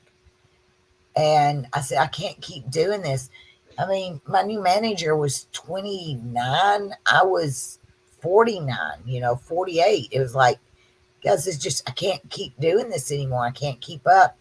So that's when I made the decision to retire and stay at home, because I realized how much I'd given up while my kids were growing up. I mean, I did. I was Cub Master, I was Girl Scout Brownie leader, youth group leader at church. I had done lots of things with my kids. We did theater together and all that, but um, it was always something on the go.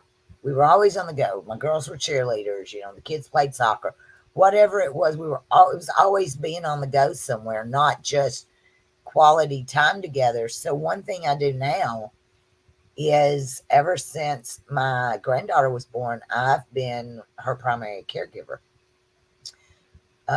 So her other grandparents and I take turns every week babysitting. And when the new one is born, I will be her primary caregiver, but she lives an hour away. So I have to kind of work that into my business model and work on getting a draft bank set up and things so that I can do that.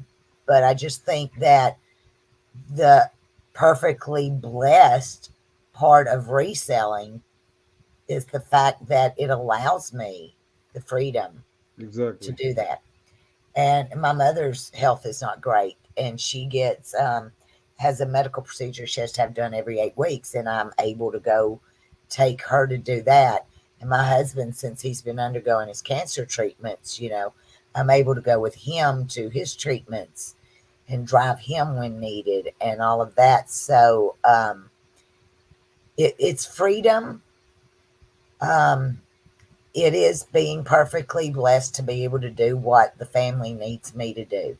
And so that's why I really appreciate doing the reselling. And that's why I'm trying to learn it and grow it and be more consistent, because consistency is like not my middle name. It's not my best friend at all. It's my arch nemesis.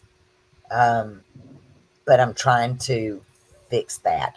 And one of the things I'm going to say this, maybe we turn the camera off while I say this so it's not recorded for posterity's sake and Tommy doesn't hear it. Oh shit, that don't work. No, But you can say it, don't worry, because one of my mottos when we first got started, honestly, when I first joined the YouTube live community, and learned a lot of things and was learning from you guys and from different people in the chats, was what would Tommy do? I have heard that so many times. we need Angela. Angela, what do you think? Can we allow Tommy to be admitted into like our Marco Polo? Can we invite him? Tommy refused our Discord invite. So hell no.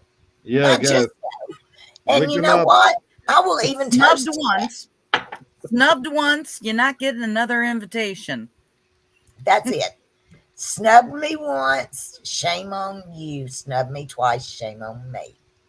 Exactly, that's a correct way to put it, Angela, and I That's respect right. that. That's actually very respectful. And what you were saying in terms of time and having time to do all those things that you mentioned, it's amazing because that's a lot of people who have regular type of full-time jobs don't have this opportunity to have this time to just take care of those things. And the people with different situations have different things going on.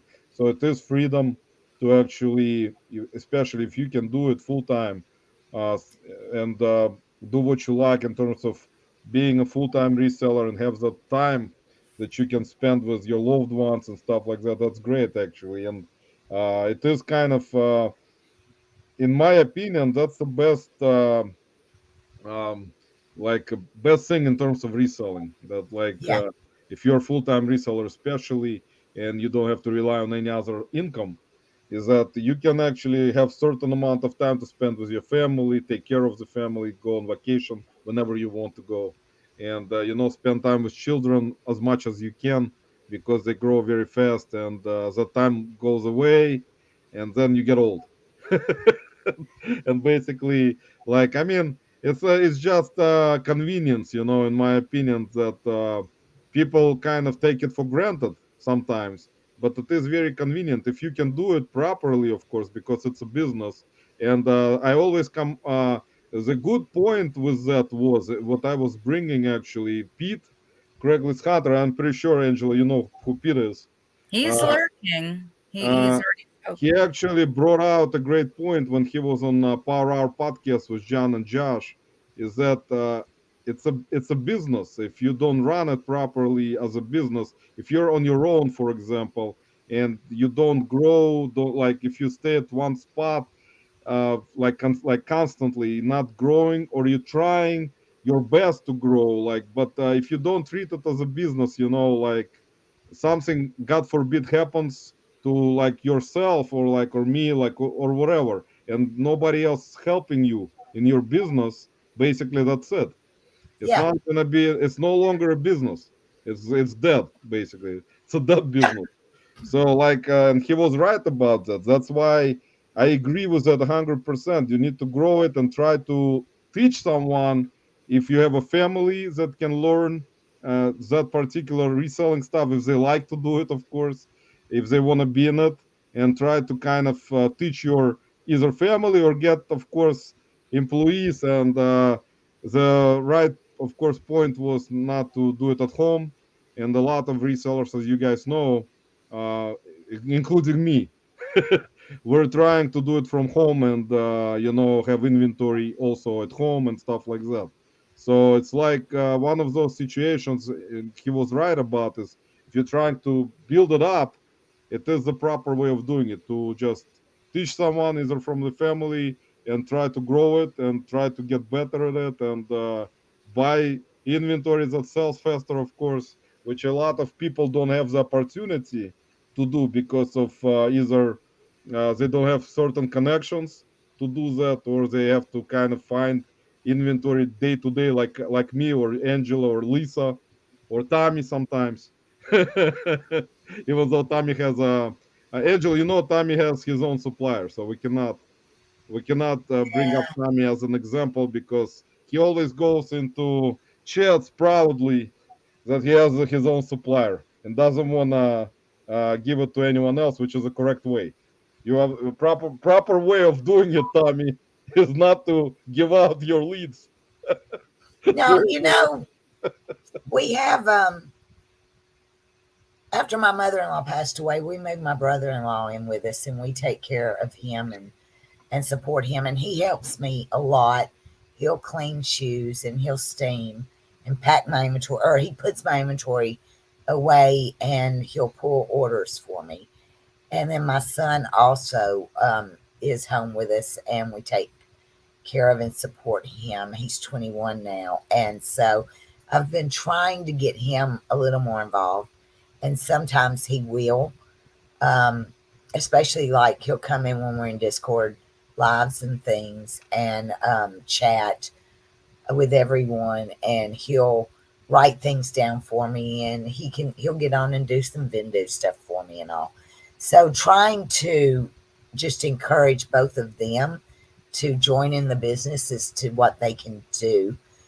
Um, but there's the thing with resellers.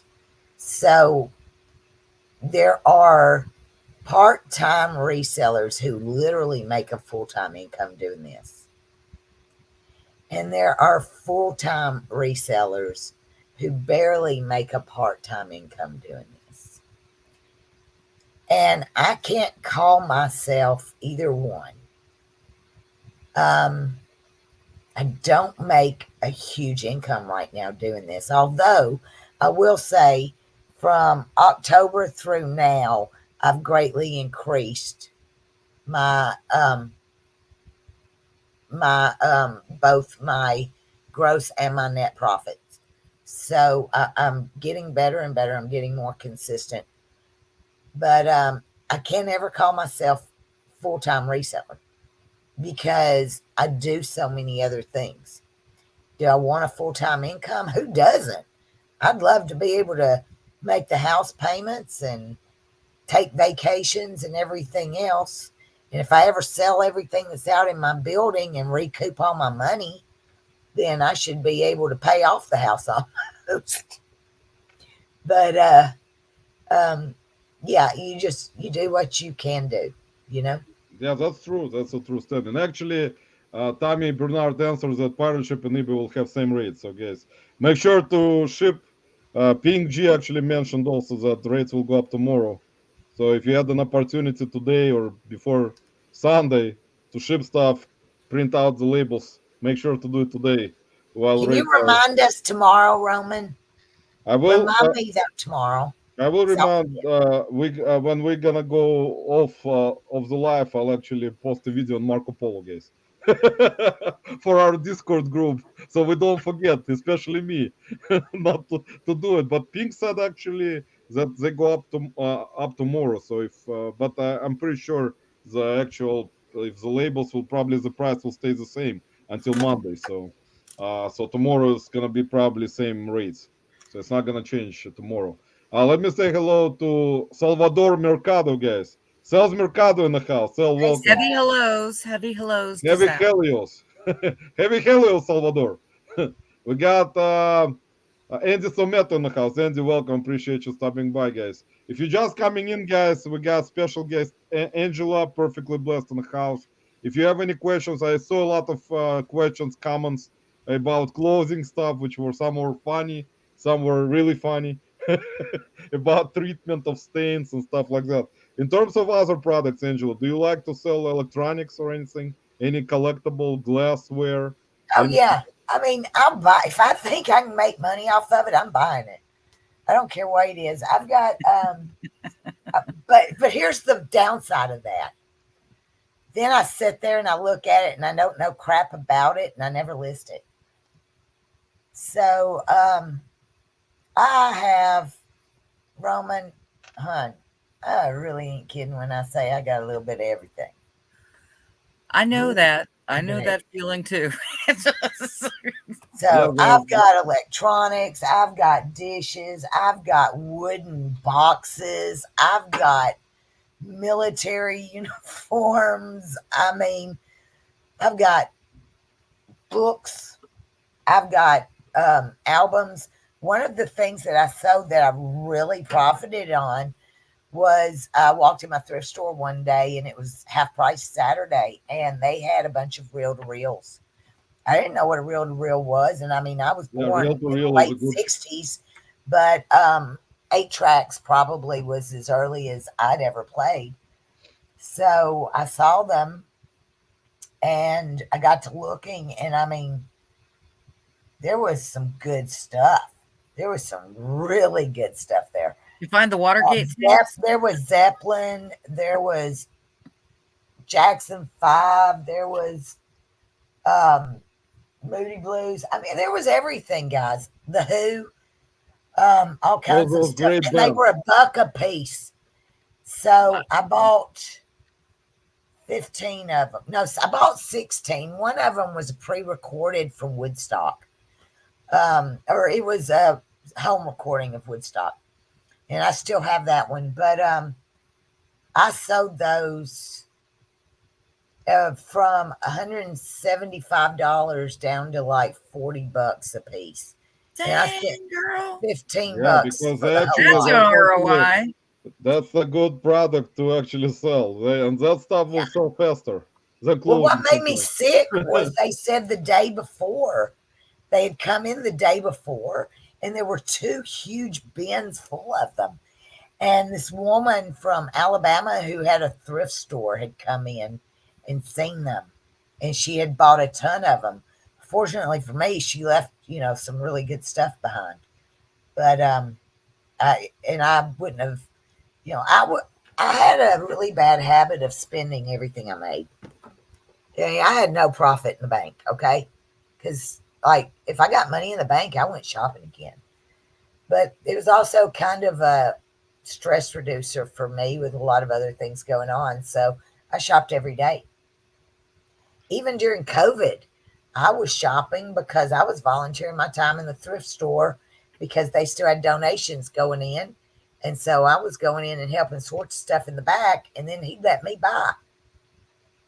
So I bought way too much. But it is like that's what I was saying in the beginning. That's actually a good problem to have, especially when you can get stuff like that and you don't have to pay up for it too much, and you're gonna make decent profits on most of that stuff because that's actually kind of a honey hole situation. And Yeah. when in your local Goodwill, how many times like you would say, Angela, say per week you go to like Goodwill bins, for example? Do you Well, go see, I don't have a Goodwill in my town, woman. at all? Like, No. So once a week when I take my husband to the doctor, I shop while he's getting his chemo and radiation. And then, like, if I'm taking my mom to the doctor while she's getting her procedure done, which takes 3 or 4 hours, I go to the Goodwill.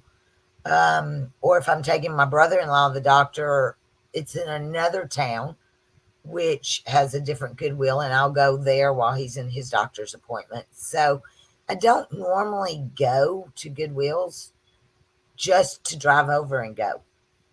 right. But think I'm not going to use those gas mileage reductions when I'm already driving there and I've got time to kill.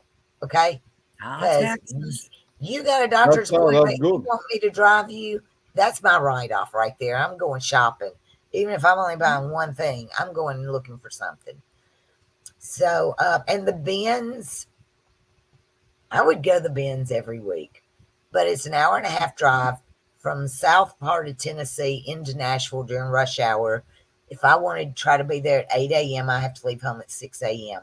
An hour drive if there's no rush hour, Wow, right? see, that's actually farther. Yeah, some people do that. When Elisa knows one of the sellers, resellers, Alex. Yeah. yeah, he goes Yeah, hour see, and a half. I'm not going to do that. I'll try to go. My daughter goes to Vanderbilt to see her cardiologist. So when I take her to cardiology, she's 1.5 miles from the Goodwill Bins. So I take her and drop her off at her cardiology appointments, and I go to the bins while she's there, which is every 3 months or so. I would go much more often, but my husband is like, really, Angela, do you need anything else? Like, do you need anything else? You need absolutely nothing. And then he'll watch some videos with me, and he'll, after a while, he'll be like, maybe we could just take one day and go to the bins. So, But that's fun, Angelo, just to go. Like with I always mention on our Marco Polo group that it's like, for me, it's like sometimes it's considered to be already an addiction of going even when I don't need to, because I still got a lot of different things that I need to list that I got already. And yesterday, guys, I went, that was, I put out a short, guys, yesterday that I found this alcohol bottle, which is something very unusual. Actually, I'll show it to you. Let me say hello to Lilac Seller, Meg in the house, Pete Craigslist Hunter in the house, and Bartermania Travis in the house. Guys, thanks for stopping by. I really appreciate it. Let me show you guys. Apparently, Goodwill is rebranding into liquor store. So I got in our Marco Polo group yesterday, and I did a video on my channel, some 2 shorts that I put out. I walked in the evening in the blizzard yesterday in Cleveland to Goodwill. I didn't want to even go there. I decided it was on the way, and I decided it was my addiction to stop by and just check out. Maybe they're gonna bring out new cards in hopes of finding bolo, guys. oh, you got a bolo, all right. I got a bolo, guys. A wrong bolo, but anyway. So apparently, guys, see, the problem was that someone donated it. We kind of talked with Angela today before the live that I was thinking that was definitely either Russian customer. I mean, someone either from former Soviet Union or doesn't matter from who actually Russian speaking. Because Angela told me it's a possibility that someone gave it as a present to someone else, and they decided to donate it, not knowing most likely that Goodwill doesn't accept alcohol. Or they didn't know it was alcohol and they But thought it was they just didn't know, toy. guys, because it says cognac in Russian on the box. As you can see, I can read it because I can read in Russian. So I basically walked in, and I didn't even see it at the beginning. And then when I went into that area where there are toys, I saw it just laying on the shelf, and I read that it's cognac.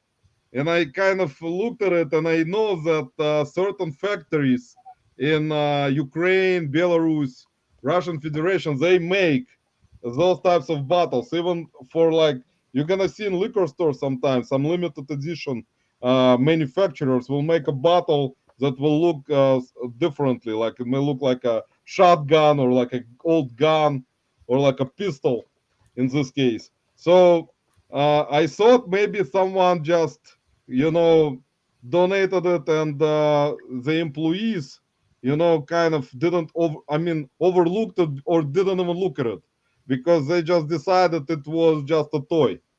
That's why they put toys, see, on a sticker for $10, guys. So that's a toy gun, guys. And then when I already knew it was most likely full, because I couldn't understand why would someone donate it, and it's not gonna be new bottle, but it is, guys, new bottle. So everyone in the chat will see it, guys. Exclusive live today, guys. When you're Hey, gonna Roman, You saw it here first. Urethra wants to know if that's the giveaway. guys, it's not gonna be giveaway because I'll keep it for $10. You might get it empty. You might get it empty, but Urethra, if I drink it, I'll give away the empty pistol. But see, it has the tag right here. That's a factory in Ukraine. Because one of the, if you're gonna go into the shorts that I put out yesterday on my channel, one of my friends from Ukraine, he recognized it right away because I said in a short that's a factory Doroshenko, which is factory that makes cognac in Ukraine. So he basically right away realized that was what it was, and it's still sealed, as you guys can see right here. They put there is a Ukrainian crest in the middle right here that you probably see. It's Tax. it's on Ukrainian flag. So and it's still sealed. So some very smart person, guys, donated it to Goodwill. I don't know why. Why would someone donate bottle of cognac to Goodwill? And as you guys can understand, those employees at Goodwill apparently thought it was a toy, guys. You see, that's a thing. Which actually, surprisingly, guys, it's like I told Angela before the live. It's like God sent me in this blizzard to just get that bottle out of there.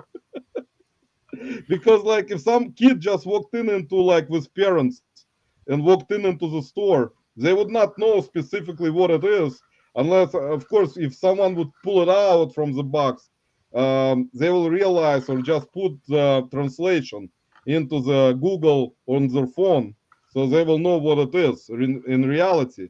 It's not a toy. So the employees apparently at Goodwill didn't even check that it was just a, a bottle of alcohol.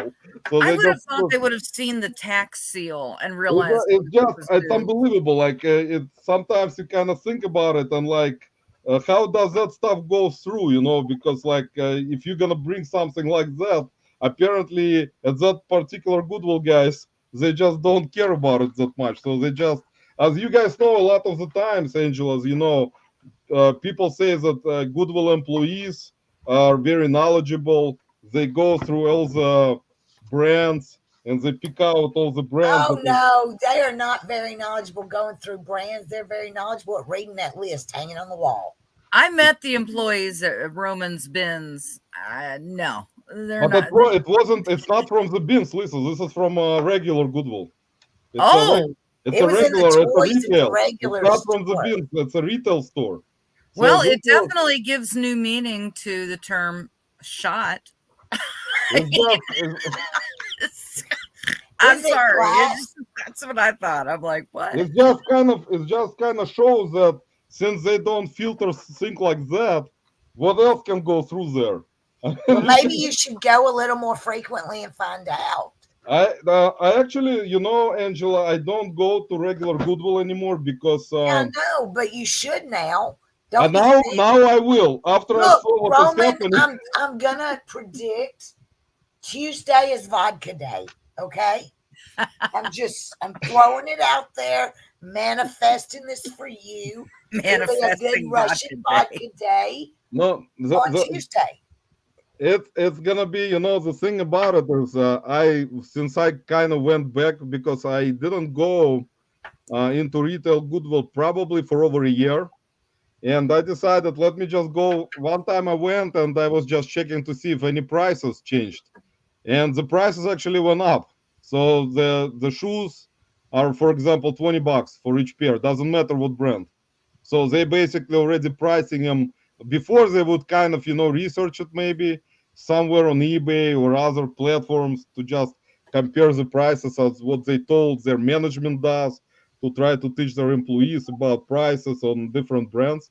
Apparently, they kind of at this Goodwill that I went to get to find this. I mean, where I found this bottle, they just started pricing all the clothing items the same, and they started pricing shoes the same. So doesn't matter what type of shoes, except Nike and some other ones which are higher. The Nikes were $30, and like say for example, Cole Haan was like the shoes were $20.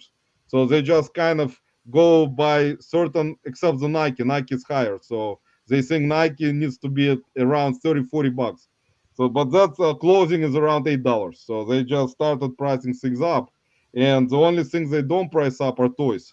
Well, So that's why guys, this this toy gun was only $10 because they forgot to check the comps on it. Listen, can you imagine if they would have checked by looking at it from Google Lens? One of the employees, knowledgeable Goodwill employees, will just point the cell phone, smartphone, and just use the Google Lens to see what it is. Would have made their day at work a little happier. That would have not ended up on the So shelf, guys, at all, most likely, you know. And the thing about it is, as you know, what would have happened, because as you guys understand, Goodwill cannot sell alcohol, so it's already illegal that I bought alcohol from Goodwill because they don't have a liquor license. So there you go, guys. we're not gonna call that illegal. We're Guys, gonna call that Roman's lucky day. do not call Goodwill CEO and tell him that Goodwill sold alcoholic beverage without having liquor license. We're talking to a woman that can probably get hooch at garage sales. You know, most Perhaps. around here they get hot dogs, they, you know, little soda stands. No, they're selling moonshine. So And she's it not gonna call definitely it. comes in mason jars, just if you're wondering. Oh, I But know. I know well, a few resellers down there that have given such nice gifts. so yeah, Apple pick your pie. flavor, pick Anybody? your flavor. I could use some apple pie hooch. Mama needs it. Yeah, so Yeah. It's that's cold here. Angela, and Lisa. You know what, guys? You know what I thought? Can you imagine if to hire an attorney and just show them the receipt from Goodwill with that bottle and go after Goodwill, guys, to sue them that they sold alcoholic beverage without liquor license, guys? You can do that actually. I found out today that you can actually go after them because they will not be able to do anything about it since they sold But you it. want to know something, Roman? The cost of the attorney far outweighs the joy you're going to get out of that bottle of cognac. Exactly, guys. So the point here is just enjoy alcoholic Just beverage drink if you it, find man. it, Drink it. instead of hiring an attorney and trying to win $1 million from Goodwill. So But peach pie shine's good too. Peach But cobbler. Angela, you know what would be really Where bad? is this going, man? Everybody wants a drink. That's Everyone is now wants to get a drink, guys. That's it. Well- Tommy Bernard said he just messaged me on my phone and said he will pay me $1,000, guys, for this bottle. So Tommy, no. I'm It gonna is. wait until you Venmo money to me. He And then is I'll not send it going to to you. pay you Today. $1,000. He's going to send you all those lots of shoes he ain't cleaning. Yeah, he probably gonna send all the shoes that are broken up with broken soles and no shoelaces. With the mud on them and the bubble gum stuck to the bottom. And Well, look no, Mike at said, Jack, welcome. I think Mike was in here earlier. So that's why, guys, nowadays, apparently, what I was thinking that Goodwill is trying to rebrand instead of becoming they're trying to become a liquor store now. So there you go, guys. It's a new rebranding for Goodwill. But if I was thinking about it, can you imagine, Angela, if someone allowed Goodwill to accept alcohol as a donation? That would go crazy. That would be like something, because a lot of people would have probably donated any alcoholic beverage to them to sell in their store, but they're not gonna do it. Well, no, they're not going to do it, but they could always just set up free wine tastings or something while you shop. I'm Ooh. game. I'm No. there. I'm there. honest to goodness, not only this just ended recently, the one place was My Honey Hole. It was a consignment shop. They would have sipping sales. And I mean, this was a fancy place. They'd get a spread out. And I mean, they sell, really nice stuff. But they would have legit, not even that $5.99 bottle stuff. They'd have like $14.99 bottle stuff. And they would have wine in little glasses and everything. And I don't know if they can get in trouble. They have stopped everybody, but Clothesmenner here in Canton, Ohio, they used to have a sip and sale too. And they had real stuff. If I I went love to, shopping them days. I They went to have real Tiffany's stuff over sales, there. I'd have to buy another 12 by 24 building. I can't sip and sell. No, the thing Sip about and it is, shop would not be good for me. Oh, hey, no, when my husband knew, because I'd be like, we got to get to Clothesmenner. And the emphasis, apparently, he goes, are they having another boozy sale? And I'm like, you can sit in the car and play your Switch. I don't care. Hey, it's And I Krillin. come out with like, $400 worth of stuff going, but I got inventory. And it's amazing what you'll buy. It's a great promotional thing. I'm sorry. So It is a great promotional thing actually for goodwill to have. Can you imagine how many people they'll have going to the store if they had free wine tasting in there every day? They will probably get a lot of customers in there I'd for be like there every day. everyone hope- will go to You drink know, wine. first of all, I see everybody saying hi to Krillin, so I don't see where he's at. But Yeah, how? he Bobby. was in Long here. story He was short, in here. long story short, guys in the house. I don't Bobby know in the if you're house. still Will here, say, Krillin, but hey, everyone, please say hello to Bobby because he'll get upset, guys. And he has been such a big help to me. We've chatted some on Instagram, and he's helped me out with some men's sport coats and things. And so Yeah, Bobby we've done. is actually knowledgeable in closing, guys. Oh, he's very, very smart. He's And so he's one of those book smart people, not street smart, but book smart. No, I'm kidding, Bobby. Bobby, we all love you, man. Bobby is knowledgeable, guys, in a lot of different brands of clothing. So if you have questions, Bobby only charges, guys, $100 per question. So just send him a question. He's learned from Tommy. Tommy So- charges more. collecting chaos. Why does that make you cry? It's still sitting out in my shed. On the Jenna, shelf. welcome, Miss Flame. In the Easy in the house. 15 degrees weather right now. We got Jenna in the house, John probably in the house. If I missed you guys, I'm really sorry. I'm way behind again. But flipping ain't easy, guys. Do you agree, Angela, that flipping ain't easy? Oh, flipping ain't ever easy, but John and Jenna make it so. Exactly. That's all. The only people who can make it so are John and Jenna. About flipping ain't easy, and Yeah, it never is easy for me, guys. as always, it's one of the most difficult things to do in life. Is flipping. Let's see, Roman. I'm going to try to help you out just a second, okay? First of all, yeah, did you see what Tommy said about me? You see what he thinks about me? Go backwards. Let's go backwards. Let's Right get. He's a true crime fan, though, just like I am. I happen to know because I see him in other chats. But he said 48 hours. Oh, right here. Yeah, there we go. That's guys. Just please make a screenshot of that comment and send it to Tommy's wife. Appreciate it very much, so she can beat him up today for sending those types of comments. He will never leave his basement ever again. He'll be locked up for months. Hey, Roman, I'm going to help you a second. Can I help you a second? Just a second. Why is it every time you say that I get nervous, Angela? Help me a second. You've already figured it out, haven't you, Lisa? Okay, no. Let's do this. Phil Five and Dime. Phil Five and Dime, welcome. Andy Selmeta, ABC Matt, Jenna. Oh, let's just keep on going there. Jill's there, Junk Trader. Oh, Collecting Chaos again. Kim T, ABC, Yeah, Matt, we got Easy Pickens, Silver Hair Stacker, Ping G, Junk Trader, Matt, Bearded Pokey Tuber. Say hi, Roman. Say hi to all of them. I actually already accept. I think I only missed ABC Matt, and I know where Well, he say is. hi. ABC, I got him. Matt, I got welcome. him. Matt, he's down welcome. at Appreciate Orlando. you stopping by, man. Angela, you know where Matt is? Where ABC Matt is at? I have He's no at a very important place right now. Where is he is in Orlando. Mm-hmm. Yes, I've been reading the chat. He's in Orlando.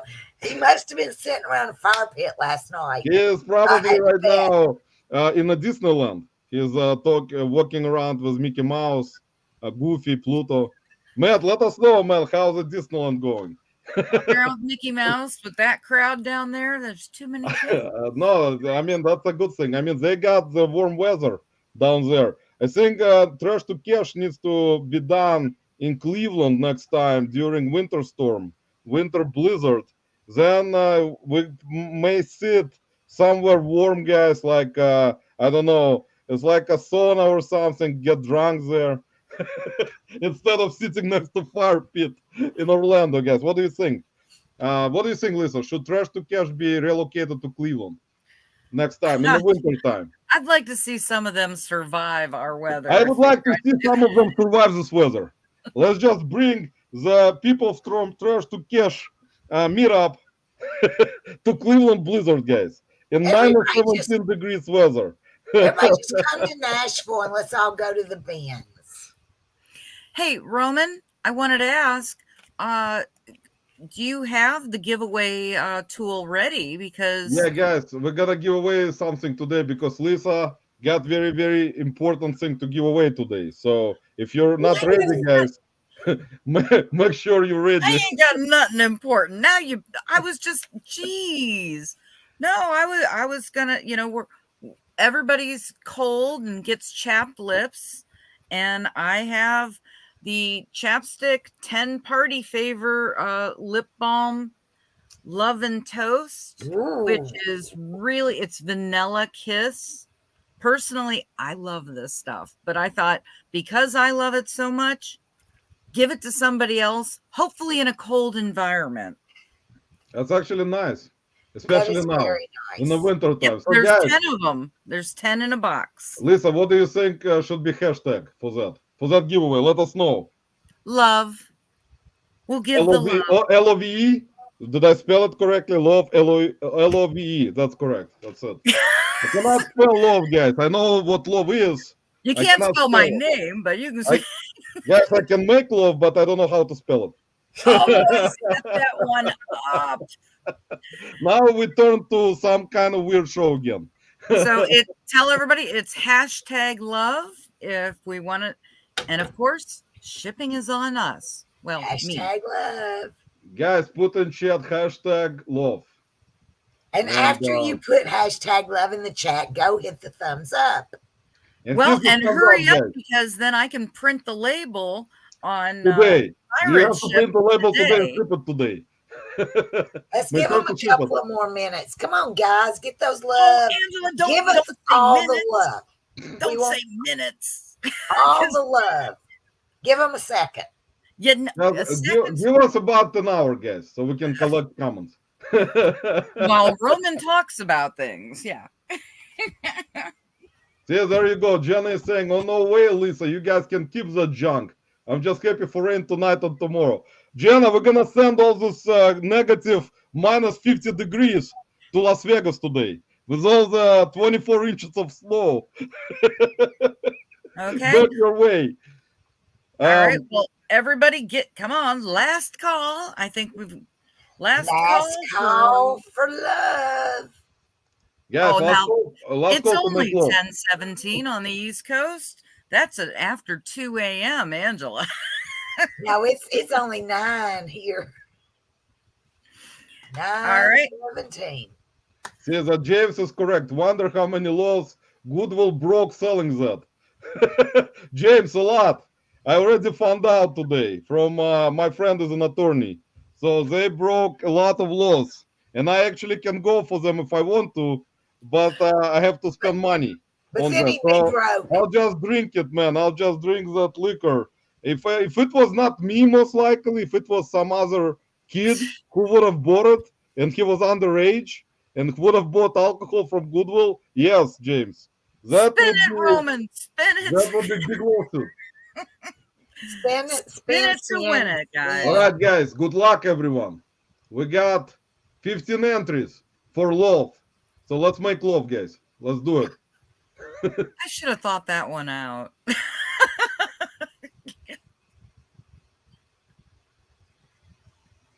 Wow. And Jenna, good job. Wow, Jenna, congratulations. Jenna, don't tell John about it. And Jenna doesn't even need to contact me because I have their address somewhere. So well, there you go. There you Jenna, go. congratulations. Yay, Jenna, and she's not even cold. Yeah, I don't know what we're gonna do right now because it's not that cold in Las Vegas, guys. So should we replay it to someone? Someone from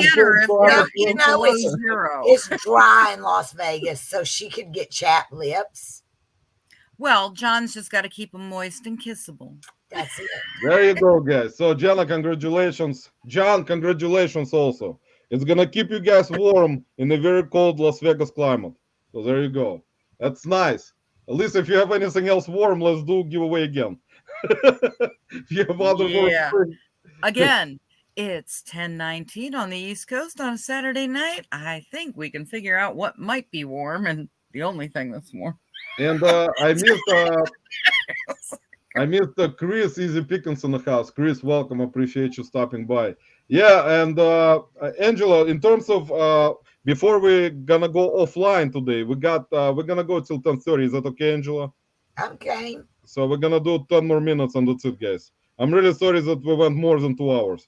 It's Roman, not, you know I can flap my jaws as long as I need to. yes, I know it's kind of We all can do some flapping around here. Guys, I'm taking up someone's live spot right now. Someone is going live and I'm taking the spot, and But it's not Jake. yeah, that I feel bad still because I think Jake is live right now, even though he's not. So, Angela, do you know why Jake is not going live? Because I don't. Yes, I do. Last week, Jake's family, the entire family was sick. This week, Jake is leaving town tomorrow for vacation.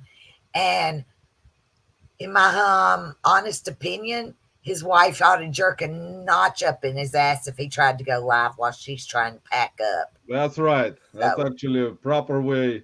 In my opinion, Angela, that's the proper way of explaining it because I mean, otherwise we would have been kind of confused and would not know. Now we know, guys. So, Jake, if you're still here, now we know why you didn't go live for the last 3 weeks. I have to protect my Jake. I love my Jake. Yeah, Jake is actually very participates. Actually, guys, in our Marco Polo Discord group is so amazing. Every time if someone needs help, we communicate, and everyone will just show what they have found, like during sourcing or just something going on during the day, or just share like their sales. I know Matt does it a lot. Shares his big sales. Usually sells stuff for $1,000 per pair of shoes. So you mean Shoe Jesus? The Matt shows shoes only, bragging about shoes only like twice a day usually, guys. That he sold a pair of shoes for $5,000, and then we realized that Matt knows more about shoes than Tommy Bernard, guys. So we finally realized today, Tommy. Blasphemy! Unfortunately, Tommy, we have to place you on the second place, man, for shoe knowledge after Matt Bearded PokeTuber. Sorry, Tommy. There you go. Now Tommy will leave forever and never come back, Angel. That's it. I said none of that, Tommy. I really didn't. By the way, actually, I actually miss Amy and Dan's lives. They did an amazing job during their life, and it was always interesting in terms of their interaction with viewers and the stuff they were doing during the live listing lives and stuff like that. Those were fun. So hopefully they'll come back do it again. That's gonna be. They started daytime, which my daytimes are so random. Yeah, me too. As the vampire. I don't know. I might be able to list during the daytime, or I might be lucky to run in here and get stuff packed up to go to the post office during the daytime. So I never know. So that's kind of hard for me to do daytime lives. So in terms of like inventory, Angela, how much stuff you currently have in your, for example, eBay store? 370. Ooh, 8. 370 is actually a number.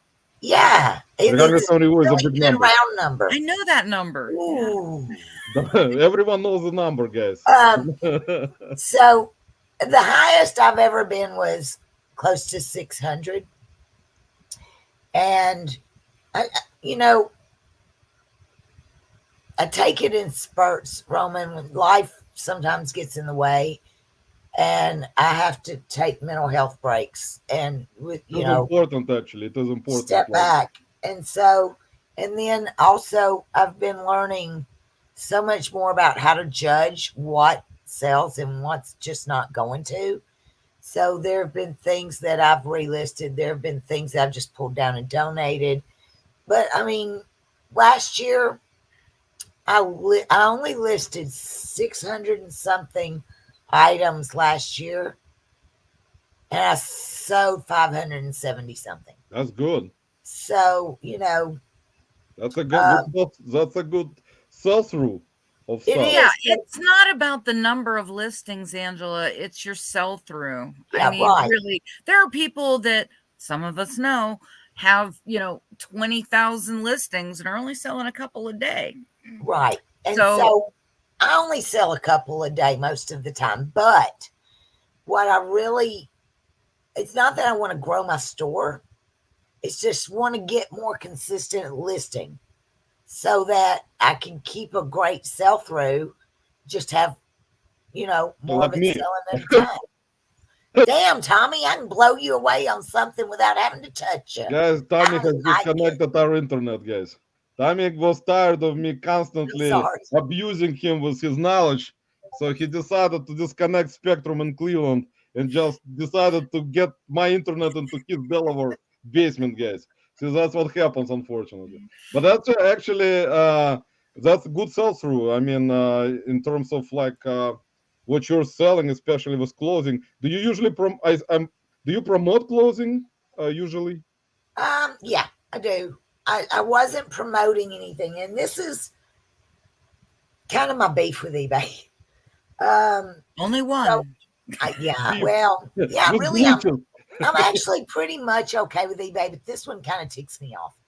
So I wasn't promoting at all, and we had this big conversation in Dan and Amy's chats, and I decided I would promote, and I started promoting at something like 3%, 4%. Well, it was only suggesting that I promote it like 4 to 6%, right? Then it started suggesting I promote at 8%. So I went on a little while and thought about it. And then I started bumping some of my promotions up to 8%. Hell, now it wants 12.5%. It ain't getting it. I'm between 4 and 8% on everything I promote. And there are some things, if I list something and I start getting some views and watchers within the first 2 days, I'm not promoting it at all. But if it sits for a couple of days and gets nothing, then I'm going to go ahead and at least bump it to 4 or 5% promoted. Which is actually for closings is not that it's not that high. I mean, to promote. No, it's not, but still, every penny that goes in my pocket makes me feel better. Exactly.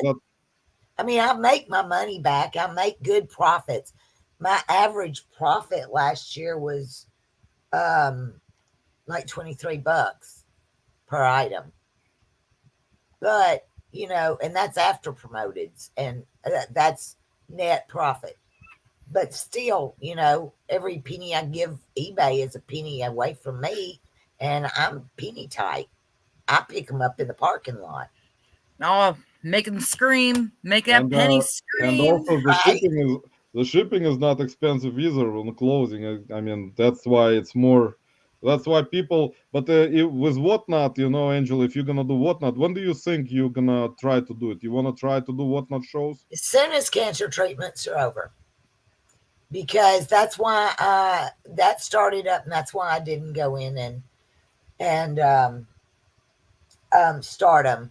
And it's not a downer thing because we're very positive. Things are really good, okay, guys. But I did my first YouTube video, and then the next week lost my sister-in-law to cancer, and so I didn't make another one. And then 3 weeks later, we found out my husband had cancer. Sorry about that, Angela. We're very positive. I don't mean it to be a downer. We're very, very positive. All the doctors are really positive. They caught it very, very early, but life just has taken a lot of turns. And so I'm approved for Whatnot. I've done my first YouTube video. I have ideas on what I want to do, but until I can get consistent and focus, I'm just, I'm just taking it day by day. Yeah, So that's just as important. quickly as I can, because I was a lean manufacturing trainer for about 16 or 17 years. I stood up in front of hourly and salary employees and taught week-long training classes all year long. That's what I did. So I don't have any problem with standing up in front of people and talking. It may not always make sense, and it may not ever be what people want to hear, but I can clap my jaws as much as I need to. So I'm not shy. And thank you, everybody. Thank you, Jenna. I'm not shy. I am introverted. Like if you put me in a room with you guys, I'm probably not going to talk. But I'm okay here because we're talking about something I know, and I'm safe because I'm in my own walls. So That's a nice way to put it, actually. Yeah, that's actually important because, I mean, when you're ready to do it, I mean, I'm pretty sure that the closing that you got those piles of, most likely some of that stuff will sell much faster and whatnot, and you will be able yeah. to just get money faster that way instead of it, you know, just be listed even on eBay or Poshmark or wherever. I mean, it will take a longer time, of course, because of how saturated closing is anyway, and that's why a lot of closing sellers, in my opinion, try to do whatnot and see just to kind of have an idea, in my opinion, if it's actually something they like to do, continue doing, or if they just try it a couple times, and if it's gonna be not that profitable for them to continue, Well, they I'm will not. probably going to do hats and toys and plush and vintage and hard goods. That's the stuff I'm going to whatnot first. Um, because honestly, hard goods, listing them on eBay and then, figuring out how I'm going to wrap them and ship them and everything, I really think it's going to be much easier to do and whatnot because I can ship it priority, um, and just get it gone And and that's, not have yeah, to deal with it. and that's important. I'll show you guys before we leave for today. Actually, Angela and Lisa and everyone in the chat found this at Goodwill Bins, guys. This is Harley Davidson motorcycles short with a bunch of patches. Oh, cool. It's like I think it was an employee short. What do you guys think? Most likely. Has it got a Because, name on it? it doesn't have a name, but has a bunch of see patches. Harley Davidson. It is actually Harley Davidson tag. So it's on a Harley Davidson tag, and I thought maybe it's some kind of off-brand in the beginning, but then I checked and it was. I mean, it is on Harley Davidson tag and Harley Davidson right here, like stitched around color. Probably not gonna see it, but it's pretty cool. I mean, I didn't even. I kind of, and I got it at the Goodwill Bins.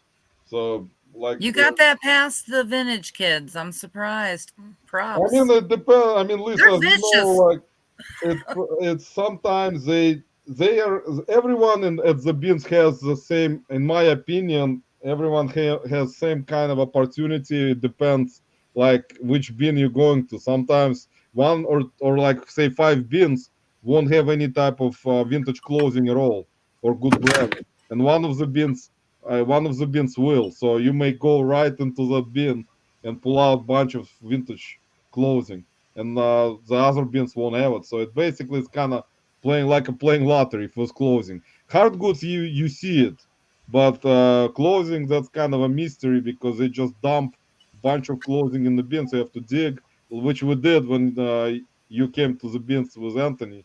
And I mean, if sometimes you're gonna pull out certain vintage clothing and someone else won't. I mean, that's kind of one of those situations. So Hey, let Angela, me show you something. I know we're about out of time. I know we're actually out of time, but look here. Did I ever show you this? That's over the size I'll ship. Wow, that's actually interesting. It's bigger than a 7-box. Nope, I'm out. The last time I went to the bins, they were rolling out new bins with purses and hats and scarves, all that kind of stuff. And we were all lined up waiting on them to get all the bins out. And these two, I would call them t-shirt bros, probably, were lined up. And they bring a bin out, and there's two of these. It's American Hat Company. There's two of these boxes. It's on the other side. So I'm looking at it and I'm thinking, oh, get over there, because vintage hats is like one of my absolute favorite things. So I see one of the guys go around, and he goes around, and I go around, and then his friend comes around. Well, when they say go, they realize I'm going after this box. So he doesn't go after the box in front of him. He grabs this one. At the same time, I grab it.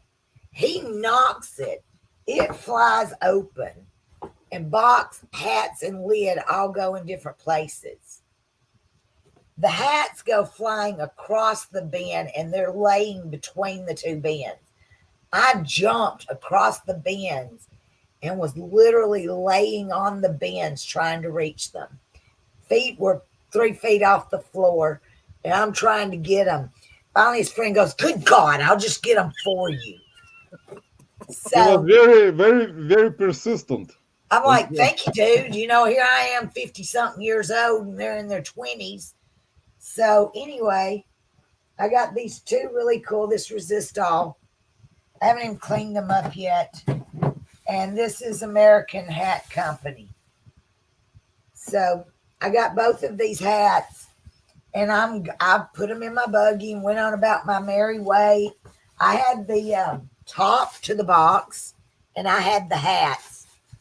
So finally, his friend comes over to me. He goes, "Well, I guess I ought to give you the box since you got the rest of it." And I just looked at him, smiled, and said thanks, and took it.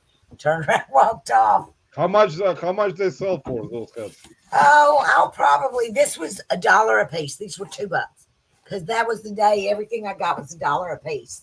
Ow. That's probably somewhere in the neighborhood of $150.